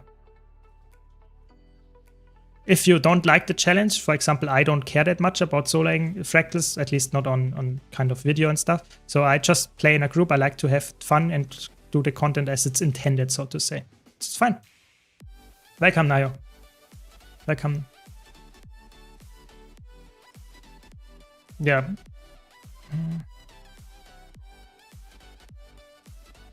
If everyone does the last one, then we will not get the first 3. It's fine. Aetherblade is really easy to solo. It's really, if you can skip something, it's actually really, really easy actually. It might be weird to play an MMO solo, but I find it most fun. It's actually not. That's the interesting part. I think it's a lot of people actually would agree with you that actually playing Guild Wars 2 other MMOs solo is like the most common way that people do it right now. But you know, it doesn't mean it's the most effective way. At least if you have fun, that's the most important part, but it's not the most effective way. So keep that in mind, of course. But I can totally understand that, don't get me wrong. I like to play stuff for the most part alone as well. I just play on stream with people that I know, but for the most part I just play with pucks all the time. That's just how it goes. Good CC, Snowdrop, good, very good. Yeah, I mean, you can see how phased roll this is if you have a decent group, and you see how many boons we put out. It's actually insane, you know, the boons the supports put out, like all the boons permanently, it's insane. It's absolutely insane.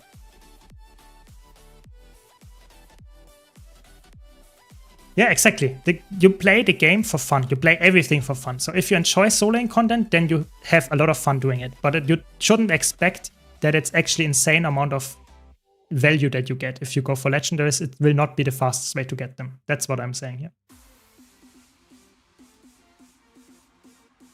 I like the idea of taking longer, but solo, as I struggle around people and their ways as someone a lot older than most players. Yeah, I mean, then go for solo builds that I have on my YouTube channel and try them out in fractals, for example, dungeons and stuff, and you will be easily able to do solo most fractals. So, yeah, it's a very valid way of playing the game, and I think not a lot of people talk about it all the time, even though it's very easy to do so. You know, just need a build that is capable of doing that, and then you can play fractals for the most part just alone. It's really cool. Of course, it's not for everyone, you know. It's not like I would recommend it to everybody, because I like to play an MMO like it's intended to be played with all other people as well, you know. That's how MMOs are played. It's multiplayers. It's not a single player RPG game. But so can do the skip, I guess. Welcome, Sir Wichtel. Just the one of YouTube videos? Now you're streaming? Yes, that's what I'm doing. I don't do jumping passes. No. We can just do the normal skip, I guess. Is this the way?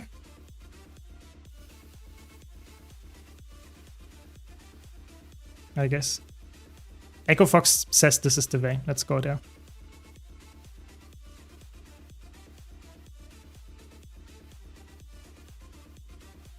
You only play without fun if you have a gold farm and Chinese prison.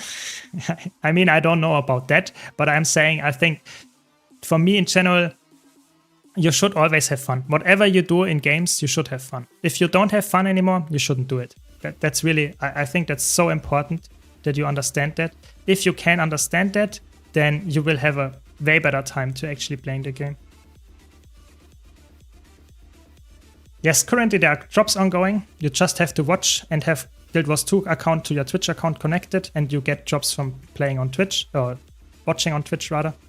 And sorry for my YouTube friends, but that's how it goes. And the current rewards are like decent, but not crazy. There is no back slot. It's just some skins and some trading posts, one-time usage thing from the Black Lion trading post, but it's definitely, I guess it's okay. It's definitely worth it. And especially if you like to go for skins and gliders and that kind of stuff, there are actually things in there that are worth getting. And don't worry, it started yesterday and it will go for a few more days, so you have enough time to watch just passively in the background, watch a stream, my stream preferably, of course, and you will get enough of the loot. Don't worry.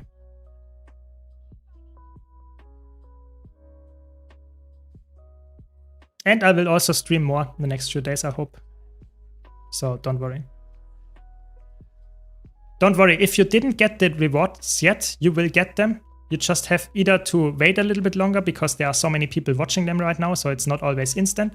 And then it's also sometimes if you have to double check if your account is really connected, because sometimes you get the rewards even though your account is not really connected. It's a little bit weird. If it doesn't work, just write the support and they will actually help you there. They have a lot of... They are very helpful in that regard and you will get it. Don't worry.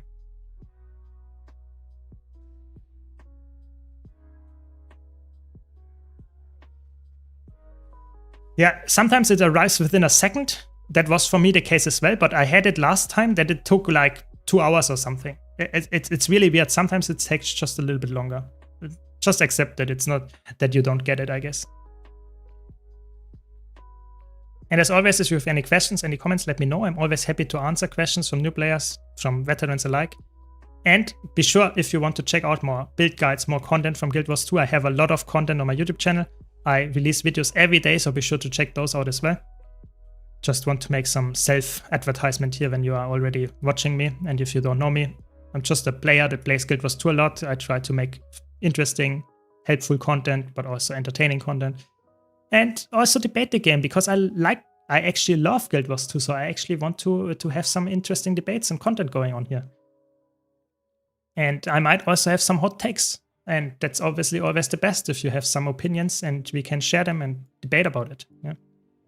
How to get hero points on poison area, keep me interrupting casting. You just need a new mastery. So in Heart of Thorns, there is Itzalor, and there is one that gives you access poison, and you don't get poisoned anymore. So you need the mastery there. Otherwise, you can't get it, or it's really, really gimmicky to get those. So if you have the mastery for it, you can get it. That's how it's intended to be played. Yes. Your content is amazing. I'll watch it daily and play with several of the builds. Electric Heal Winter is one of the ones that you enjoy the most. Yeah, that one I was really happy that I actually could make a low-intensity healer that's actually working really, really well. I'm really happy that this worked out so well. And I'm glad you enjoy the content. Yeah. And also, thanks a lot for all the follows that I got here on Twitch. So, really appreciated your support. And one more to go. Very good.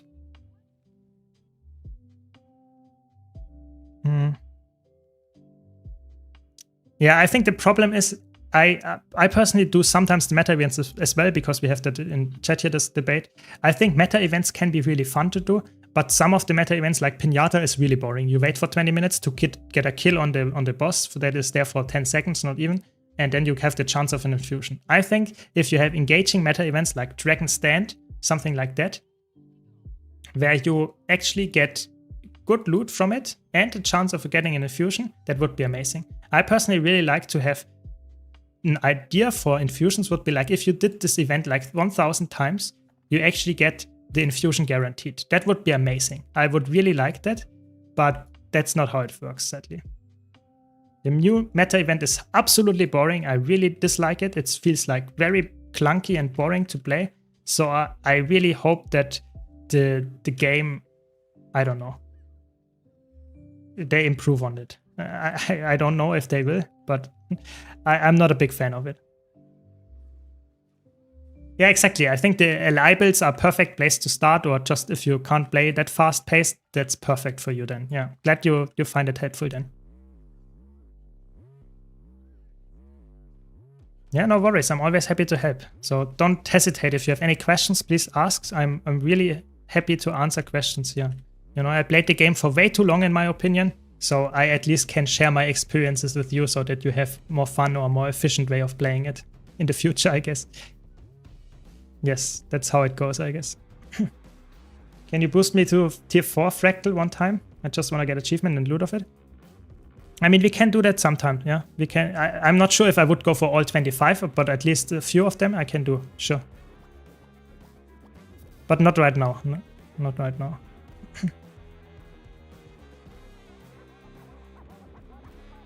Ooh, that was close. Maybe someone can do the skip later. One question, how did you make the party list so clean?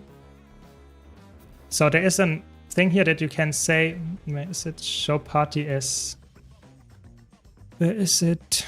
Where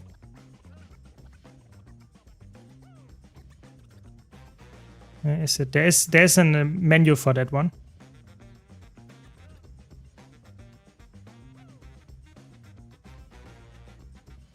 You see, this is the normal setup that you would have, and I don't like it that much.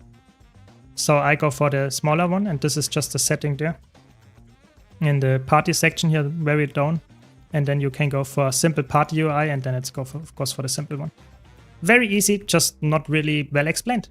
But I really like to have that one. It's just very clean. I don't want to see the characters. I just want to see what wounds and how much health they have and stuff, and maybe the agony resistance, but that's about it.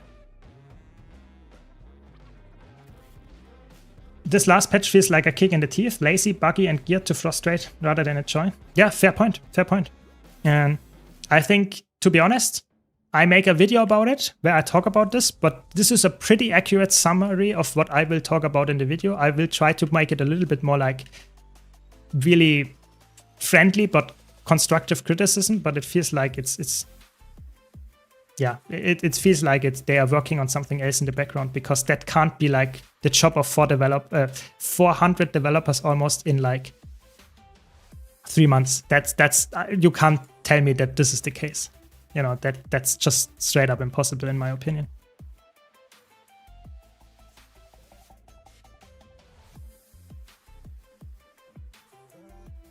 Yeah, but I mean, I'm happy that we got at least some content. You know, I might be a little bit like too optimistic here, but at least we got content that I can farm for the next few weeks, and that's better than nothing. But I guess it's a fair criticism to say that this map is not it.